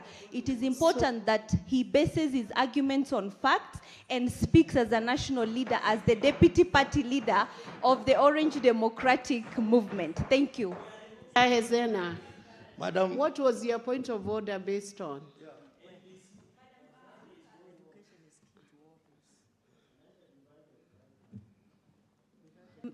Madam Speaker, it was based on a statement of facts by referring to Singapore, which we aspire to go as Kenya, as a small country. Senator It's not a small Hezena, country. when you rise on a point of order, you should always state what standing order you are rising on. We know that is a standing order 105, and Senator Otsotsi, you can proceed and respond to that and continue winding up your submissions. Madam Speaker, you know it's important that some of these members learn from us, but that was not a point of order. Let me proceed. Madam Speaker, I was saying that it is important that we relook at our budgetary processes so that areas of wastages, areas of unnecessary budget allocation should be re-examined so that more funds are put in critical sectors like education and health. In that way, this country will make progress.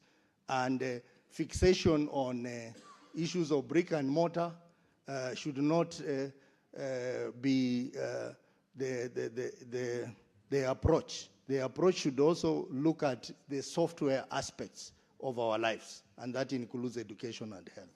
Mr. Speaker, I support, but as I earlier said, how I wish this motion was making a resolution that the House resolves and not the House urges, because we do not want to waste our time here discussing very good things which no one implements, Madam Speaker.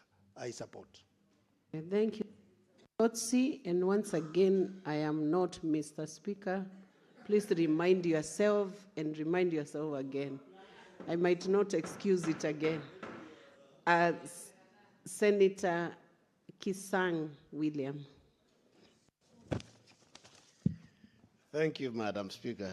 I'll not repeat the mistake that has been done by my colleague, because you're my neighbor here. Madam Speaker, as I rise to support this particular motion, maybe for the motion not to become a talk show, because what we are doing now basically is a talk show.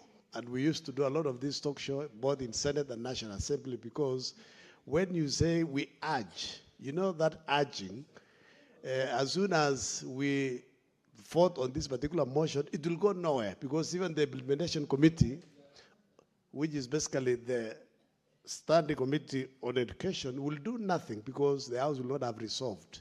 I wish maybe the move of the motion, if you would be allowed, maybe to redraft it so that we resolve as a House to ensure that our teachers who are training in teacher training colleges are included in the funding model. And even the funding model, Honorable Speaker, to be renamed. We changed the name from universities funding model to higher education funding model, because this particular model is benefiting those in the university. TTC, should benefit those in teacher training colleges, should benefit those in KMTC, and also our DVETs and national polytechnics, Honorable Speaker, because those, especially those who are going to teacher primary colleges, Madam Speaker, most of them are from very poor background. I saw you were very surprised that when Senator Muma was speaking, up to actually 1990, all those who went to the university, even those who were in teacher training colleges, they used to pay nothing. P1 teachers, diploma teachers, and the universities. Students were not paying anything. They were being fed, they were being accommodated, they were being given a stipend, which we used to call boom, Madam Speaker, which was 5,040. And if you divide 5,040 by 4, it was more than 1,000 a month. And primary teachers then used to earn like about 800. So basically, somebody who was in the university was earning more than a teacher that time. And we can't go back to those days because now numbers in the universities, numbers in colleges have increased. We have more students, we have more universities. Maybe what we need to do to also alleviate the financial crisis in our universities, Madam Speaker, is we need to go back. We need to reintroduce Model 2, Madam Speaker, because I remember in the early 2000, after around 2012, 2014 or so, Madam Speaker, the parallel program in our public universities used to support the universities. The universities were not dependent on the exchequer. They were not dependent on treasury because they were getting money by the parallel program, Madam Speaker. Because there are some parents who are endowed, they are willing to pay extra. Because if your child is called to a particular course, but they can still qualify to do a different and more competitive course, then the parents can be allowed to pay for them using Module 2, Madam Speaker, which will assist, which will ensure the universities have own source revenue that will support the universities, Madam Speaker. Madam Speaker, University Higher Education Loans Board also needs to, I don't know what they need to do, because they need to sit down, devise ways of ensuring those who have gone, who have benefited from Higher Education Loans Board loans, Madam Speaker, repay. Some of them, those who have benefited, they just repay them. They pay off, maybe when they are we are seeking for positions, political positions, or when they apply for positions that requires clearance from Higher Education Loans Board. They need to devise and find ways of ensuring those who benefited from the loan, both who are within the country, doing business, or employed, or even out of the country, so that they continue repaying the loans. Because this particular loan, Madam Speaker, was supposed to be a revolving fund, which was expected after a while, the exchequer, the National Treasury, was not supposed to fund them anymore. It was supposed to fund the Higher Education Loans Board by resources that they will have gotten from those who benefited in the past. And they have not achieved this. So it means there are some systemic issues within Higher Education Loans Board that they need to relook at, get a good system to follow up those who benefited from the loan, Madam Speaker, so that they don't have to go to Treasury for additional resources. They should be having enough. They also need to partner with the counties, because in our committees, both CPIC and CPAC, Madam Speaker, most of the counties are giving out loans to university students, to college students, and they are unable to make recoveries because they don't know what to do. They can partner with Higher Education Loans Board, and then the Higher Education Loans Board gets a percentage of agency, which will boost the income, Madam Speaker, that they can give to the students. Madam Speaker, you know, sometimes, I don't know why we left the primary teacher students in the TTCs from this particular funding model, because most of them are from very poor backgrounds, especially because in the recent past, our National Assembly MPs, most of them have opened up teacher training colleges across the constituencies. So it means the reach to go to the colleges is it's within the areas. And most of these rural constituencies, Madam Speaker, most of the children are from poor background. They cannot afford to pay this particular school fees. That's why we are saying it is important that they are included in the university funding model, which we are saying we change it to higher education funding model to benefit them, Madam Speaker. So that at least, you know, our teachers, they don't get turned away from colleges. When exams are nearing, they are told to go back and look for school fees, and they don't have. And the bursaries, both from the county and the constituencies, might not be enough. In fact, there was a motion here, Madam Speaker, that we should have pursued it and even converted it into a bill, Madam Speaker, where we said all the bursaries, the presidential bursary, bursary from CDF, bursary from the counties, can we put all of them, including the Higher Education Loans Board resources, we put them in one place, and then we make education free in Kenya from all the way from primary to colleges, so that this issue of classifications should not have arisen, Madam Speaker. So, Madam Speaker, people have complained about the mean testing. So maybe it's also important that we ask the Minister of Education to relook at this particular system. What is this mean testing? What are you looking for? Because it's very easy to also follow up. If a child was in a public primary school, went to a public secondary school, and they've been supported all along, maybe by well-wishers, they've been supported by bursaries. So these are the things that you need to look at. Because sometimes, Madam Speaker, you know, when a student is putting maybe these parameters in the system, some of them, you can say you have a cow. You know your parents have 2 cows. And maybe one of the cows, you cannot get more than 2 liters. Is that really something that you can say it's a cow? And there's a cow that is maybe, it can give you 20, 40, 50 liters. And that is maybe worth about 150,000. And there is a cow that is about 15,000. If you sell that particular cow, then what happens? So they need to relook at these parameters where they are looking at to achieve a mean testing for each of the students, Madam Speaker. Madam Speaker, I know those days, those of us who went to the university free when it was still free, but it was not really free, because I think the loan was very minimal, because some of us, we cleared the university around 91, we still paid, because I remember from 1990, then that particular time, they changed, and we went to KCB and other banks to collect our boom. But before then, they used to bring cash to the universities, and then you go to the nearest bank, was it Post Bank, you are given a pass, where every time you withdraw, they deduct what you have withdrawn. You know, Kalwale is looking at me because he also went through the same process, but it was not free, but eventually we paid.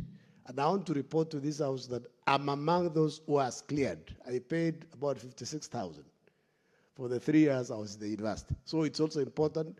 We urge our friends, Kenyans who are listening to us, please, if you benefited from Higher Education Loans Board, start paying if you have not paid, so that the children of Kenyans from poor background can benefit, because government was able to help you. Please pay your debt so that those who are in need may be able to benefit. I remember, Madam Speaker, before going to the university, we had to go through youth service en route to the university. And it was part of discipline, ensuring that, you know, those you go to the colleges, they instill discipline in you, so that by the time you are finishing also, you are all-round Kenyan, Madam Speaker. So basically, let's relook at this, because currently the budget for Ministry of Education stands at 28%. The 4-point-something trillion that we are saying we have in the budget, half of it is going to be debt. What basically remains is about 2.7. 700 divided by 2.7 is close to 30%, which is basically 28. So we need to devise ways of ensuring we raise funds for our education systems so that it becomes an equalizer. There are people, some of us, our parents never went to school. We didn't have resources to go to school. It was courtesy of our education loans board, the government, that we are able to go to the university and get employed and go back to the society and assist. In fact, for your information, some of us used what we used to call the so-called boom to pay school fees for our siblings. Now, how about those who are poor now in the university? They are being chased away from class. They can't even afford to eat a meal, ugali and boga. They can't afford. So let's relook at this particular issue and let us reward the motion so that this thing becomes implementable. Thank you, Madam Speaker. I support. Thank you, Senator Kisang. We are almost, the motion, the time intended for the debate on this motion is almost expiring because it's intended to take 3 hours, so we have very little time before we close out on that. And I have 3 requests and need time also for the mover to reply. So maybe is to ask senators to exercise, because my option is to cut down, to cut back when time expires for the debate. So maybe the senator who takes up should consider the rest of the requests and consider their colleagues to share that time. Otherwise, from my seat, I will cut back when time is up. Senator Agnes Mudama.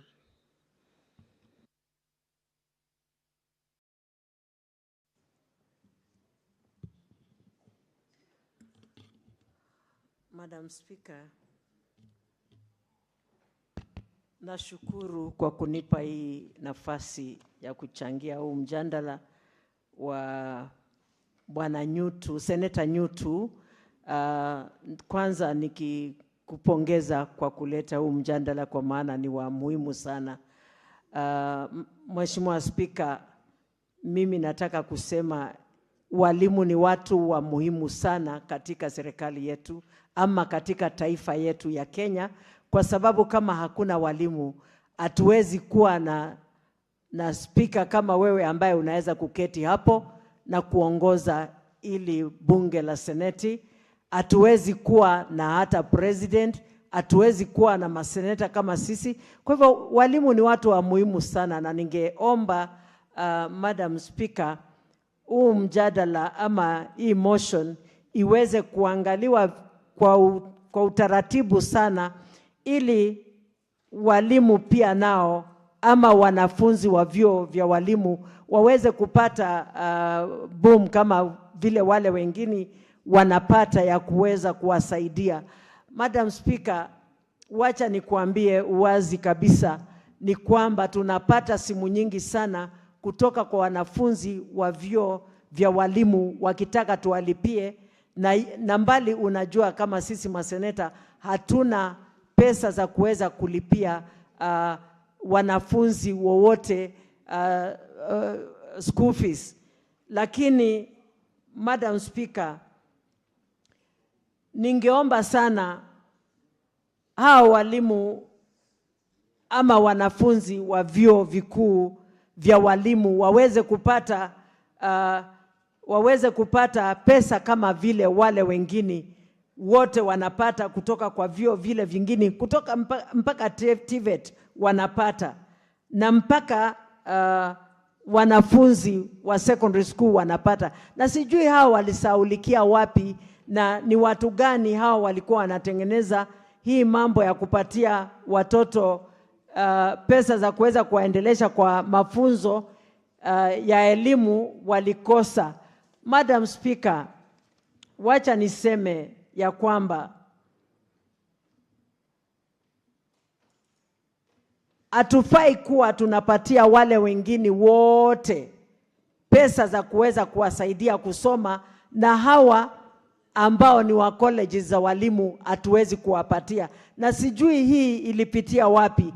Na bwana Seneta Nyutu, na kushukuru sana kwa kuleta huu mjadala, kwa sababu hii kama itaangaliwa vizuri na hii kamiti ya walimu na waweze kuinclude, hii itasaidia sana sana sana sana, kwa sababu wanafunzi wetu wa vyuo vikuu vya walimu wataweza kusoma bila matatizo kama vyuo vile vingine vyote, na wataweza kusaidika, na tutaweza kuwa na walimu wengi zaidi, na elimu pia itaweza kusonga mbele sana zaidi na zaidi. Mimi ningesema hata wangeweza kuongezewa, na especially wale wanatoka kutoka kwa familia maskini sana, waweze kuangaliwa hata wakiwa kwa hizi vyuo vikuu.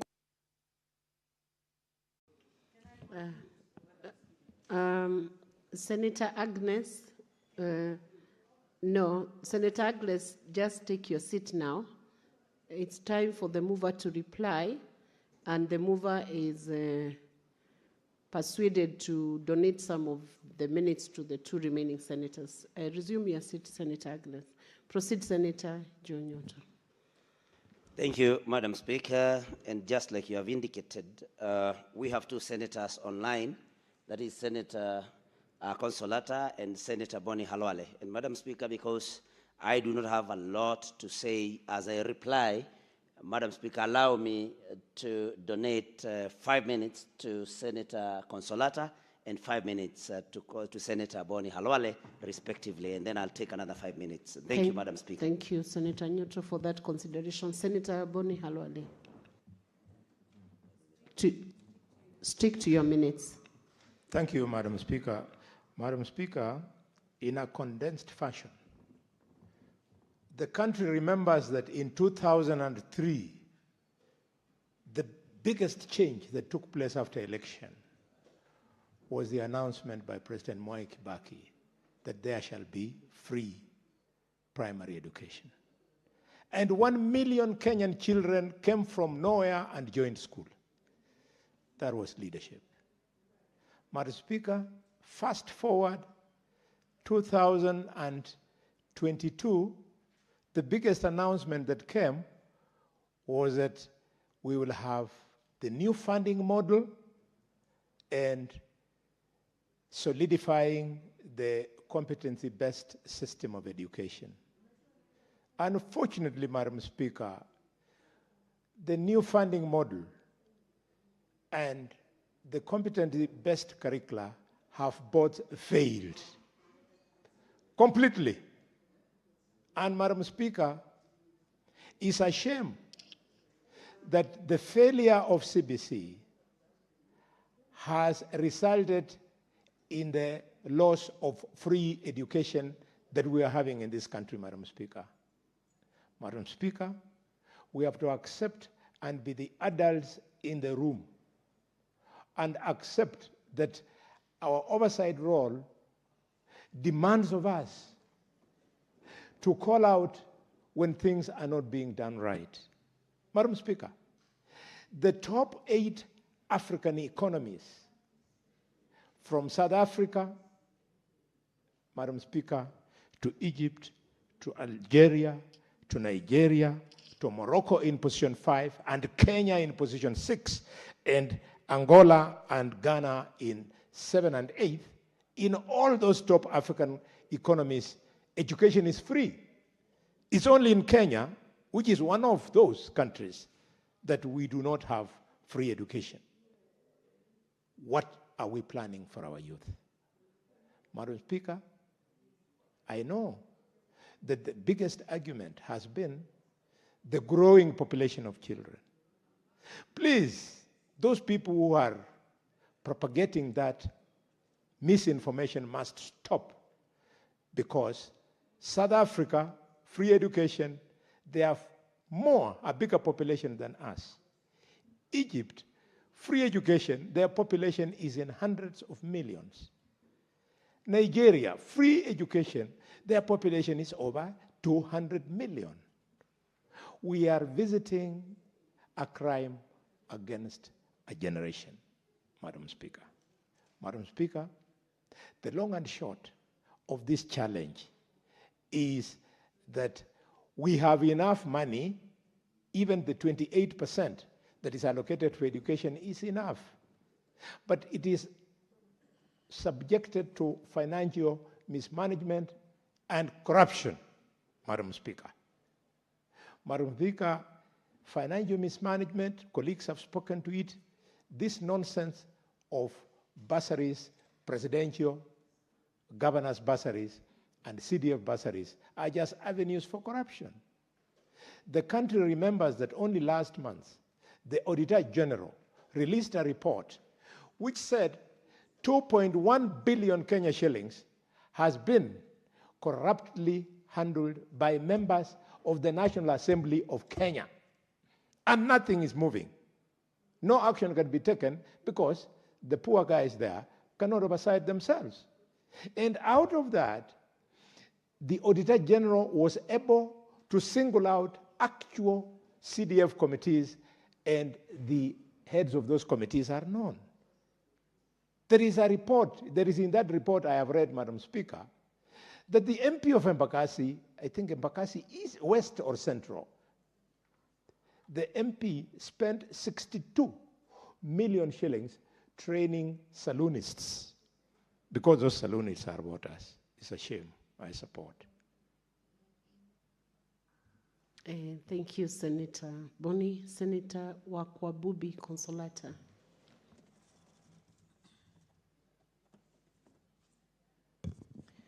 Thank you, Madam Speaker, for according me this opportunity to contribute towards this momentous or rather substantive motion by Senator Nyuthu. I'm a product of teaching, and I want to reiterate this point that teachers actually need a dignified lifestyle. And by looking at this motion, I think it is one of the avenues that will improve on their welfare, even as they join the teaching colleges. While I was growing up, I used to be told, and I quote, that teaching is a noble profession. Indeed, it is a sacred profession. It's a career of altruism because it is selfless. And I want to concur with what the rest of the speakers, honorable senators, have presented on the floor of the House today, because we are looking at an avenue to churn out a nation's human capital that is highly trained with a lot of quality presentations, because at times we compromise quality for quantity. So as a product of the same profession, I want to echo the fact that this inclusion aligns with the student-centered funding model, the goal that was intended for, to provide financial aid to the teachers, because most of them actually come from marginalized and minority areas. Some of them come from impoverished family backgrounds that are less privileged or underprivileged. So we want to echo that. And maybe as a house of legislation, although I stand to be guided and corrected, that if at this juncture we are able maybe to craft a subsidiary legislation to buttress this substantive motion. Otherwise, I want to support the motion by Senator Nyuthu and also call upon the House and maybe the Standing Committee on Education and other related agencies that we look at the role of Articles 43(1)(f), the role of Article 53(1)(b), the role of Article 55(a), 56(b), and 54(1)(b) in the Constitution of Kenya 2010. Thank you, Madam Speaker. I support the motion. Thank you, Senator Consolata. Senator Nyoto, you can proceed to reply. Thank you, Madam Speaker. Allow me to say that I am very pleased with the very rich contribution and support that this motion has received from members from both sides of the House, Madam Speaker. And I wish that we can have that unanimity in all the matters that we prosecute in this particular House, Madam Speaker, because most of them are of national importance, but because of partisan interests, sometimes you are not able to agree. So, Madam Speaker, allow me to say that the spirit in the support of this motion is something that I really want to appreciate. And, Madam Speaker, allow me also to say, to thank the members, all of them who have contributed to this particular motion. And, Madam Speaker, even some of the contributions that were made, actually, I had not even thought about them, because there are senators also who thought that we can think of funding even other institutions that have been left out, or other levels of education that have been left out in the new funding model of institutions of higher learning. And somebody, one of the members, Madam Speaker, mentioned the Kenya School of Law. Another member, Madam Speaker, brought in the issue of VTCs, although we know that VTCs are, of course, under county governments. But I think, Madam Speaker, it was an eye-opener as the House charged with the responsibility of protecting counties and oversighting the same. That is something that we can consider looking at again, Madam Speaker, and generally to say that all of us are agreed that no learner should be discriminated against, because we'll be going against the spirit of Article 43 of our Constitution, Madam Speaker. And so we have also had an occasion to be corrected by some of the members that contributed. And although they threw the challenge, and I think specifically Senator Osotsi and Senator Kisan, that we should, going forward, say the Senate resolves and not the Senate urges, so that we can be able to have this implemented by the Implementation Committee, Madam Speaker. And so these contributions are very rich, and I think they were very informative to also you as truly. And Madam Speaker, I think this is a motion that was very timely.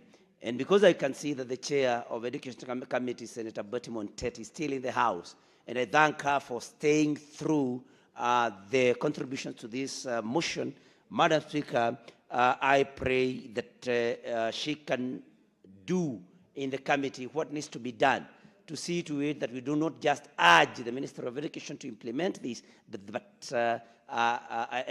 see to it that it is actually done. Madam Speaker, I have the benefit, I've been served with a list of members who contributed. And if you allow me, and if time allows, allow me to mention them. These are Senators Wahome Mamatinga, Senator Edwin Sifuna, Senator Danson Mugatana, Senator Johnston Mwaruma, Senator Karen Nyamu, Senator Catherine Muma, Senator Bas Sheikh, Senator Godfrey Osotsi, Senator William Kisang, Senator Agnes Kavindu, Senator Boni Halwale, and Senator Consolata Wakwabub. Yeah, and so I want to thank those senators for contributing to this motion, Madam Speaker, and I want to say that this is the spirit that should guide us in our deliberations in this House, like I had said, Madam Speaker. Allow me to say that where we differed, Madam Speaker, of course we are about to differ, because we, each one of us has their own heads, and of course they use their heads. Madam Speaker, with those few remarks, I beg to reply, but ask and request you that because we may not have enough numbers, Madam Speaker, if you could deem it fit, pursuant to Standing Order number 63.3, I request that you, the putting of the question be deferred to a later date, Madam Speaker, to allow a situation where we'll have an adequate number of members to be able to answer. I have already replied, but I think I leave it to Madam Speaker. So I thought, Madam Speaker, I think I leave it to your discretion as per Standing Order number 1, Madam Speaker. If you know, the members that are urging me have just come in, but Senator Nyoto, I think you have done justice to your motion. You have already replied to it, and that marks the end. You remember we did not have sufficient time, and we were winding up on the time available for that motion. And also to bring it to your attention that you as truly the Speaker contributed to that motion in your absence, and a few more senators.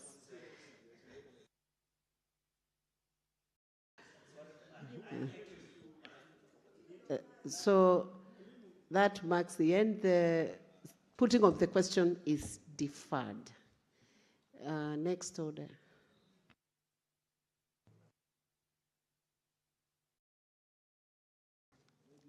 Order number 23, the County Government State Officers Removal from Office Procedure Bill, Senate Bills number 34 of 2024, second reading.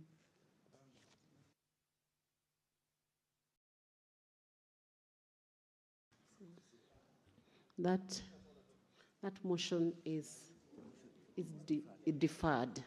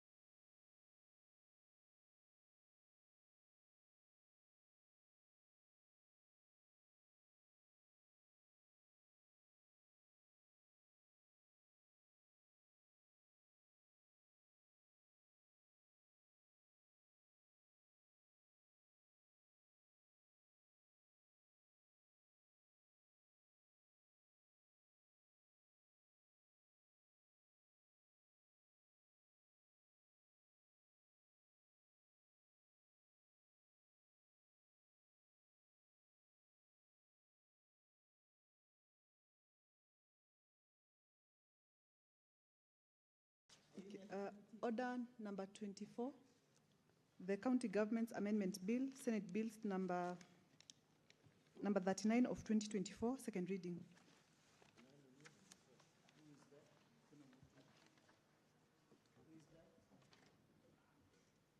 Senator George Bugwa is not present, so that order is deferred. Next order.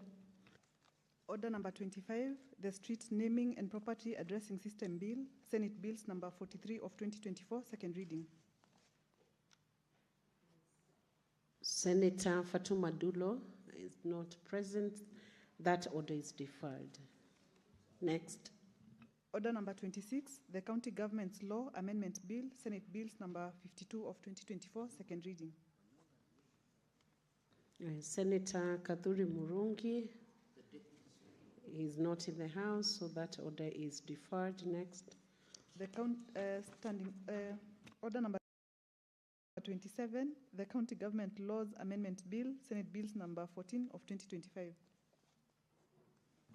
Senator Abdul Haji is not in the House. That order is deferred. Next.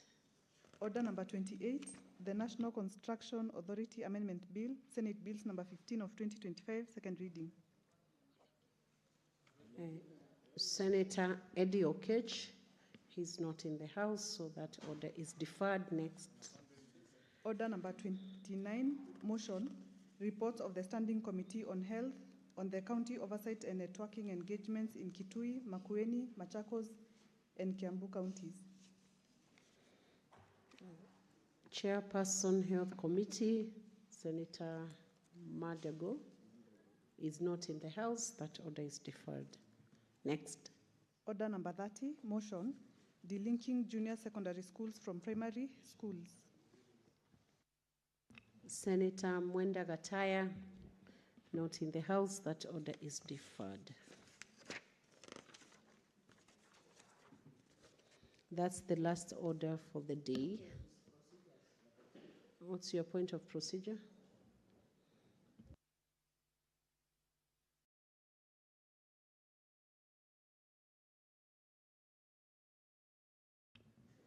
Proceed, Senator.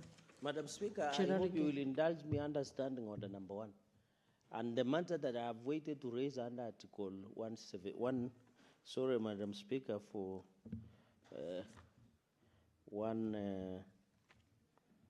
I want so that my colleagues, 118, but let me start with standing order number 1 on observations of. Madam Speaker, since I don't know whether you still sit in SBC, would it be in order for administrative purposes that your office would be kind enough to be putting note reminders to the people who have order on the order paper, colleague senators, so that they are aware? I have noted some colleagues have called me that they are now being aware that their matters are on order paper, and I know as SBC you have immense powers. I know, but it is just administratively to allow efficiency. Number 2, I raise under Article 118, and this is a constitutional matter, and I wish the distinguished Senator Okongo Mugeni and Senator Wambua would be patient. Under Article 118, the Parliament shall conduct its business in an open, and its sittings and those of its committee shall be open to public and facilitate public participation and involvement in the legislative and other business of Parliament and its committees. Number 2, I wish Senator Okongo Mugeni would be written Article 118.2, Parliament may not exclude the public or any media from any sitting unless in exceptional circumstances the relevant speaker has determined that there are justifiable reasons for the exclusion. Madam Speaker, since morning, and I'm happy you are in the morning session, you have noticed our screens, our gadgets has been malfunctioning for the betterment of morning sitting and afternoon sitting. Madam Speaker, this issue affected the live streaming in YouTube, Madam Speaker. And you know, if Kenyans cannot access, Madam Speaker, Proceed. if Kenyans cannot access the live streaming, and I'm happy Senator Wambua is here, who is a long-term media guru and media practitioner, the fact that there was malfunction of our screens, and also if you notice the speakers and also the gadgets, Madam Speaker, under Article 118, it is impeding public access to the serious deliberations of the House. That is why, Madam Speaker, this access, unless there was a gag order or justifiable reason as Article 118.2 to prevent. So, Madam Speaker, I know this matter is administrative. Somebody can argue it's administrative, but it's not. It's a constitutional provision under Article 118. We must ensure that there is a public access to all the deliberations unless we are in camera.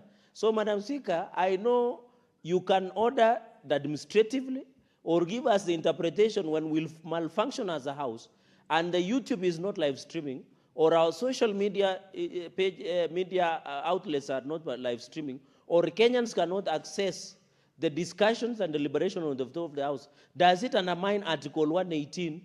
I know you can deal it constitutionally and also administratively, and I'm happy Senator Okongo Mugeni is also a commissioner in Parliamentary Service Commission. So I thought, Madam Speaker, somebody can wish it away, that it doesn't matter. But it goes back to Article 118, which is a constitutional access or public access to the deliberations and sittings of Parliament, Mr. Speaker. Not only the Senate. And you know, Madam Speaker, under Article 10, on principles of national values and principles of good governance, one of the tenets, Madam Speaker, is openness, public participation, law and order, Madam Speaker. So I will need that to be... Madam Speaker, I will need, there should be an open, the democracy, Madam Speaker. Just can I canvass Article 10? These are constitutional matters. Okay. What's your point of order, Senator Omugeni? Madam Speaker, before you allow a matter to be canvassed the way it's being canvassed by my good neighbor, Senator Fernandi, the facts should be undisputed. I don't know how Senator Cherargei has ascertained that our transmission this morning was not on YouTube, that our gadgets were malfunctioning.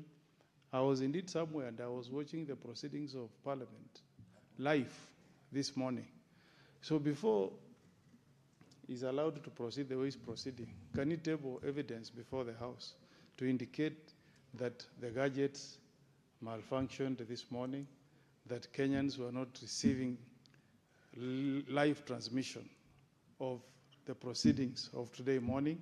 Otherwise, you know, Madam Speaker, you'll be dealing with rumors. Anybody can rise here and address Parliament and say, we are not live on YouTube. Let us know from Senator Cherargei, on what authority is he telling you, Madam Speaker, that we were not live on YouTube? On what authority? What evidence does he have that he can table before the House this afternoon that can convince you beyond reasonable doubt before you address that issue that we were not live on YouTube today? Because this is not a house of rumors, Madam Speaker. When you rise up and raise serious issues like this, especially when I'm not in the right mood, because, Madam Speaker, you know, the railway line that was meant to pass through Nyamira has been diverted to Sotik. And then from Sotik, we are being told we should just watch as it passes through Kericho to Sondu, then to Kisumu. Those are the issues we should be deliberating as a House, not telling us issues of us not being on YouTube, Madam Speaker. Those are the things I want to hear as a representative of the people of Nyamira, Mr. Speaker, that what has happened. We pay taxes like anybody. The people of Nyamira pay taxes like anybody, Mr. Speaker.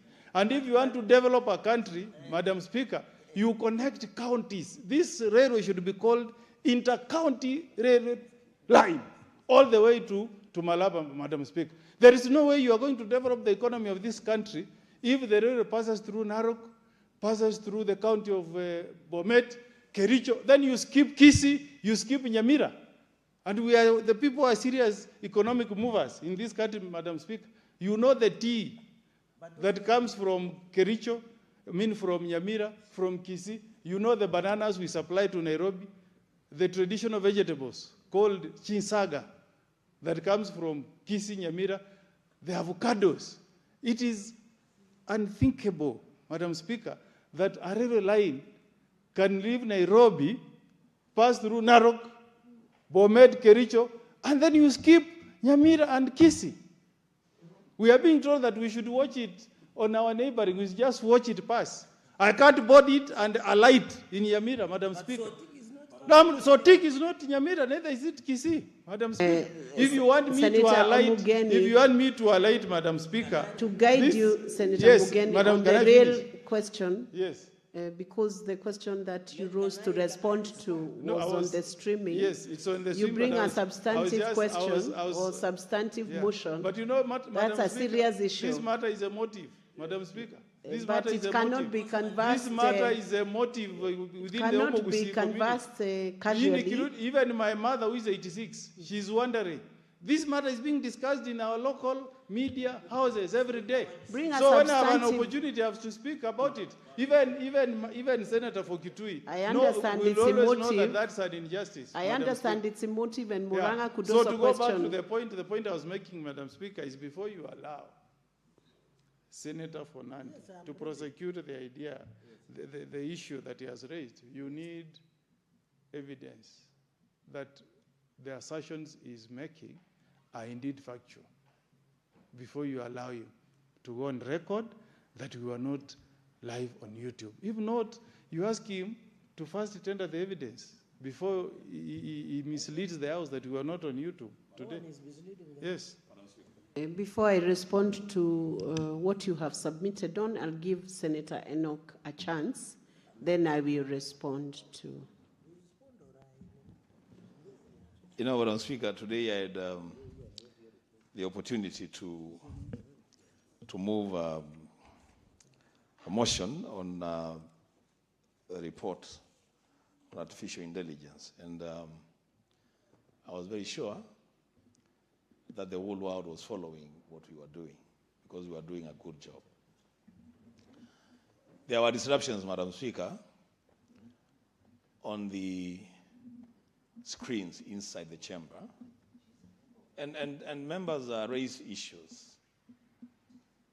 And Madam Speaker, because I was moving into the floor for the next order, I approached the clerks on the table and asked whether really, Madam Speaker, Senator Tabitha is disturbing the flow of my thoughts by engaging in a way that is unbecoming. Senator Enoch Wambua, I recommend that you focus on your submissions and ignore Senator Tabitha. Senator Tabitha, you saw what she avoid did, distracting. You have just seen the Proceed, gestures Senator she has made, Enoch. Madam Speaker, you just seen the gestures that she has made. That makes it even worse. Focus, Senator Enoch. But if you insist that I persevere, I will persevere, Madam Speaker, and bring to the attention of Senator Cherage that when I personally approached the clerks on the table on the matter of the live streaming, Senator Cherage, you need to hear this. Okay, sorry. That the clerks confirmed to me that the interruptions were just internal. That the live streaming was taking place. And unless then Senator Cherage has additional evidence, then, or maybe he was not in the chamber, I don't know. The people of Nandi elected Senator Cherage to follow proceedings from the floor, not on YouTube, Madam Speaker. So if Senator was, the people of Nandi have a right to have their senator follow proceedings and participate on the floor of the House, Madam Speaker, not to follow proceedings online on YouTube. So if that is what he was doing, then he can confirm to us that he was not in the chamber. Thank you, Madam Speaker. Madam Speaker, to have a point of order on top of a point of order, just resume your seat so that I can give direction on this matter. You have raised two issues. Senator Cherage, what is the problem now? Madam Speaker, you know very well one of the active and industrial senators of this session is yours truly. I even he asked about Wate, I was asking about Kapsabat Stadium, and the CS was here. So if the clerks, and I will demand the following, Madam Speaker, before you rule, because one is what Senator Okongo Mugeni has said. I will demand that an IT audit be done, because what happens in this house, when there is a disruption of live stream, they applaud. Number two, I have had my senior, under Article 180, it is a constitutional matter, saying that it is an issue. It is an issue because when he speaks about the railway going to Kisii and Nyamira, those people in Nyamira cannot come to the Senate, all of them. They must follow somehow. And by the way, Madam Speaker, for his information, Kenya has the highest access to internet in Africa, followed by Nigeria and then South Africa, Madam Speaker. While I agree the issue of railway, which I want to, I saw Honorable Matiang'i discussing, I want to ask Senator Okongo Mugeni if he's gracious enough. I'm willing to go with him to State House. We sit with the President. We ensure that the SGR, Madam Speaker, passes through Nyamira and Kisii. Because, Madam Speaker, can you protect me from the senior counsel? Can you protect me? Senator Cherage, can you finish your submission on the earlier points? Correct. That is why I'm saying, if Senator Senior Counsel Okongo Mugeni is saying Article 118 should not be a priority, I want the people of Nyamira and Kisii to see when Senator Okongo Mugeni is saying that the railway should pass, it should be in public, Madam Speaker, and that is what I'm arguing. Finally, Madam Speaker, I will be demanding through your office that the IT audit be done of the system of the system, and even the way AG can do it, Madam Speaker, you know very well. Because what happened, if there was internal disruption of live proceedings, Madam Speaker, it will affect, and I know Parliamentary Broadcasting Unit will upload the answered later. So my argument is, under Article 229, the Office of the Auditor General can do the IT audit of the Senate answered, so that my assertions is very correct, because at least Senator Wambua said there was internal disruption of the proceedings, which is a serious matter, contravening Article 118. But to appeal to Senator Okongo Mugeni, who is a member of ODM and a broad base, I will go with him to the State House. We'll solve a small matter of ensuring the SGR passes Kisii and Kisumu, Madam Speaker. So, Madam Speaker, I raise my case and I request for favorable ruling on this matter. I know it's an administrative issue, but it is very critical for the country, because these proceedings should be open and accessible to public through any platforms, either physically or online or through TVs, Madam Speaker. And we thank Kenya Broadcast Corporation, KBC, for tirelessly ensuring that proceedings from Parliament are accessible to Kenyans across the country through KBC. I yield back, Madam Speaker, and request the Senator we can go to State House after this. Honorable Charadige.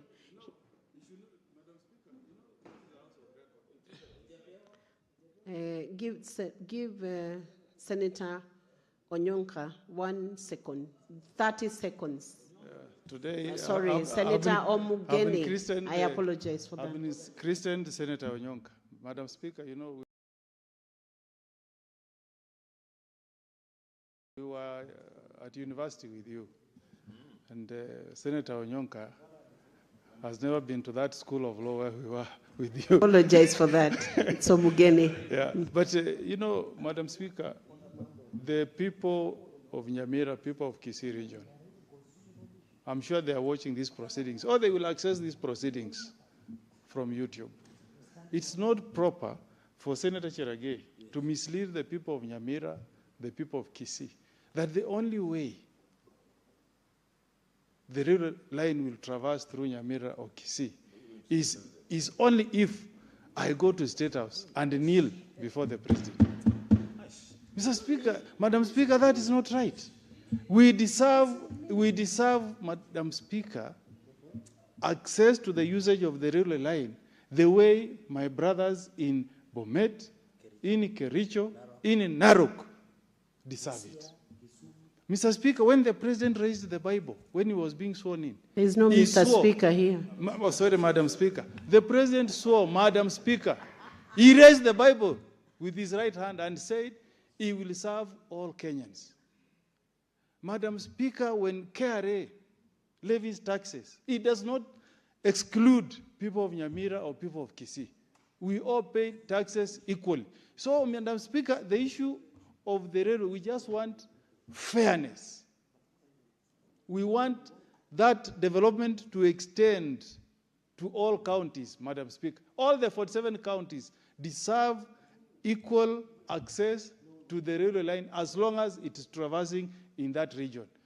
So that should be very clear, Madam Speaker. And I want to tell Cherargei, we don't need to go to State, Senator Cherargei. I don't need to go to State House, and I will not go to State House to beg on behalf of my people what they rightly deserve. I will not, Madam Speaker. Thank you, Senator Omugeni. Point is made.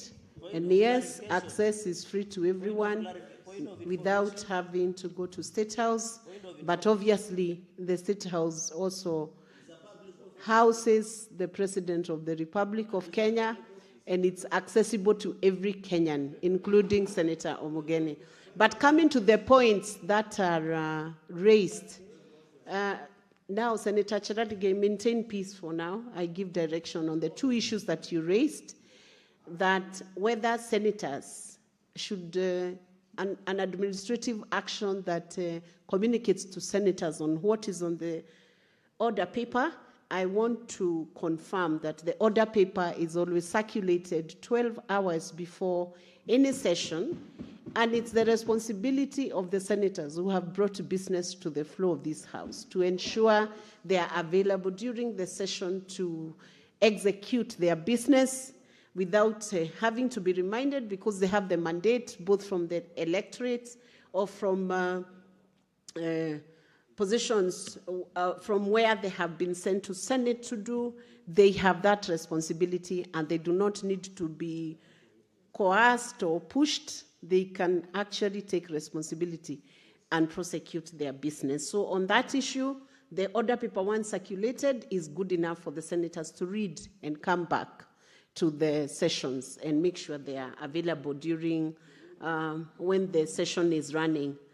On the other question of whether we had transmission throughout and whether live transmission was happening, I want to confirm from the Secretariat that I am alerted. If you go to your phone even right now, there is a live stream running, and KBC is also running these proceedings throughout, meaning nobody has been disentitled from being able to access the Senate live proceedings.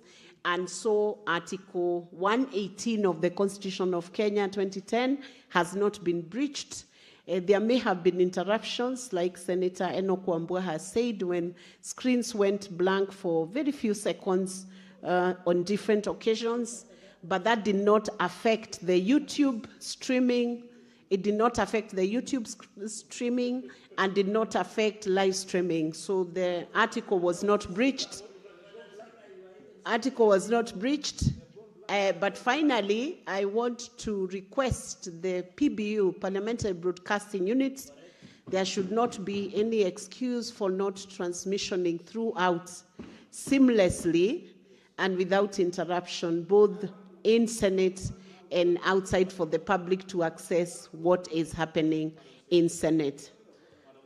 That then gives direction, so there is no need for audit unless you present evidence to the effect that live streaming did not happen and that Kenyans were not able to watch the proceedings in Senate. If upon presentation of that evidence from Senator Cheralige, that's the only time then an audit can be ordered, but not before. Senator Enoch, what do you want to clarify? Because I have rested the issue. Madam Speaker, the issue is properly rested. Perhaps then the Commissioner, because you're seated with us here, Madam Speaker, the only thing that he can do for the benefit of all of us, because these are not decorations, Madam Speaker.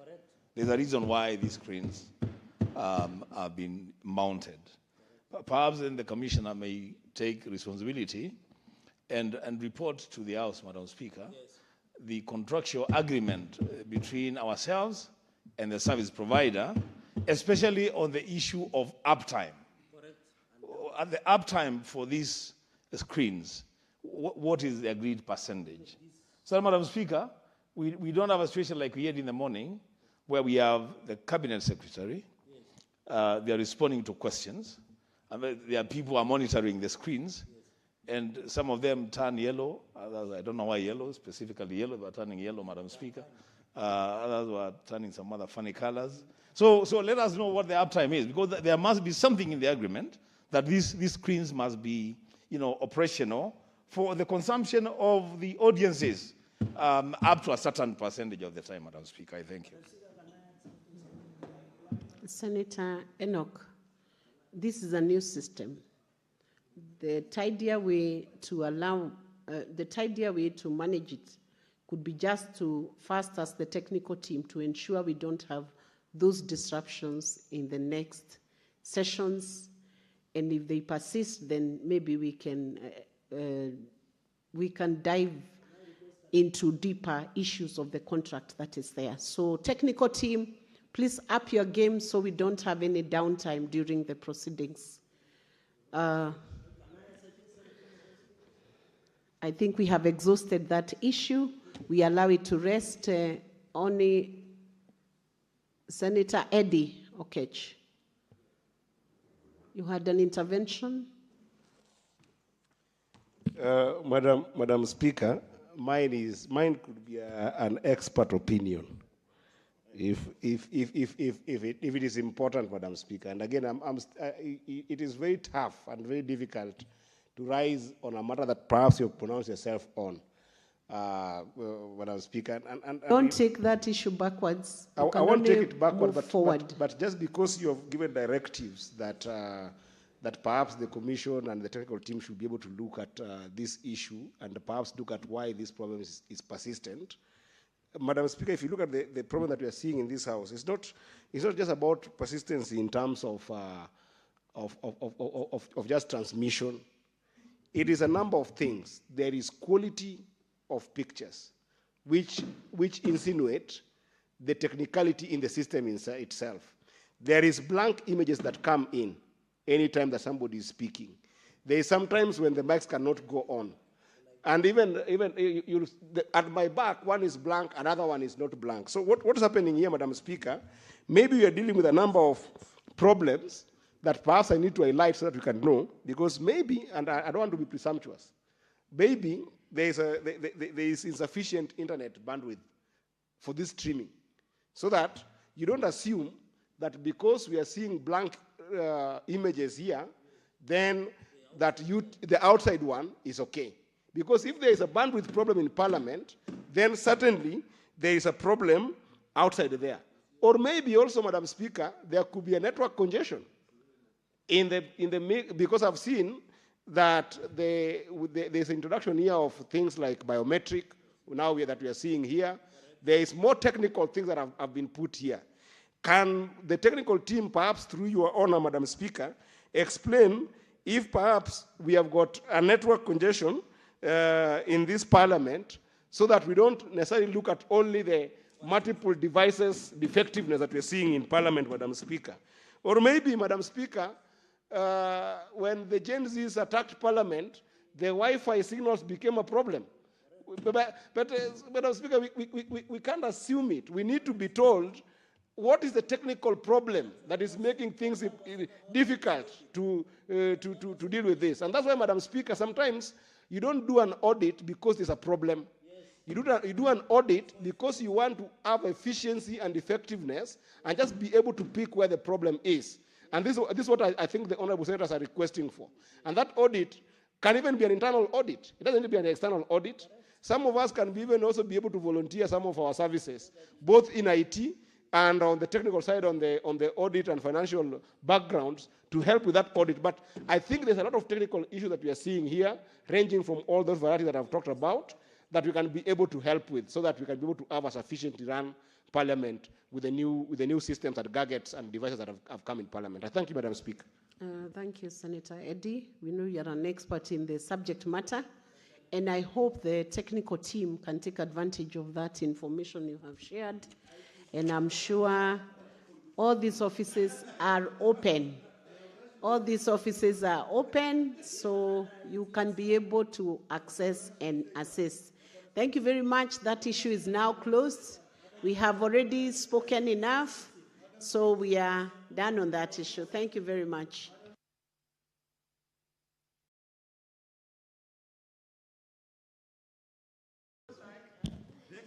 Honorable Senators, there being no other business on the order paper, the Senate stands adjourned until tomorrow, Thursday, 26 March 2026 at 2:30 p.m.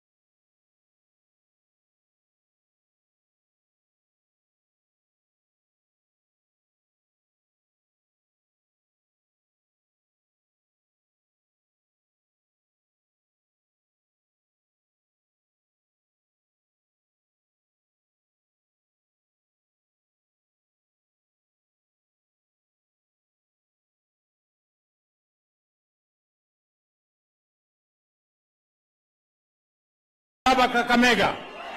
Nimekuwa hapa tangu juzi, nilikuwa hapa jana, niko hapa leo, niko hapa kesho, niko hapa kesho kutwa, mpaka mtanizoea bwana. Mpaka mtanizoea. Ama namna gani? Tuko pamoja? Na mimi nataka niwaeleze watu wa Kakamega. Mimi nimekuja Kakamega hii kwa sababu ya shughuli ya mambo ya maendeleo ya Kakamega.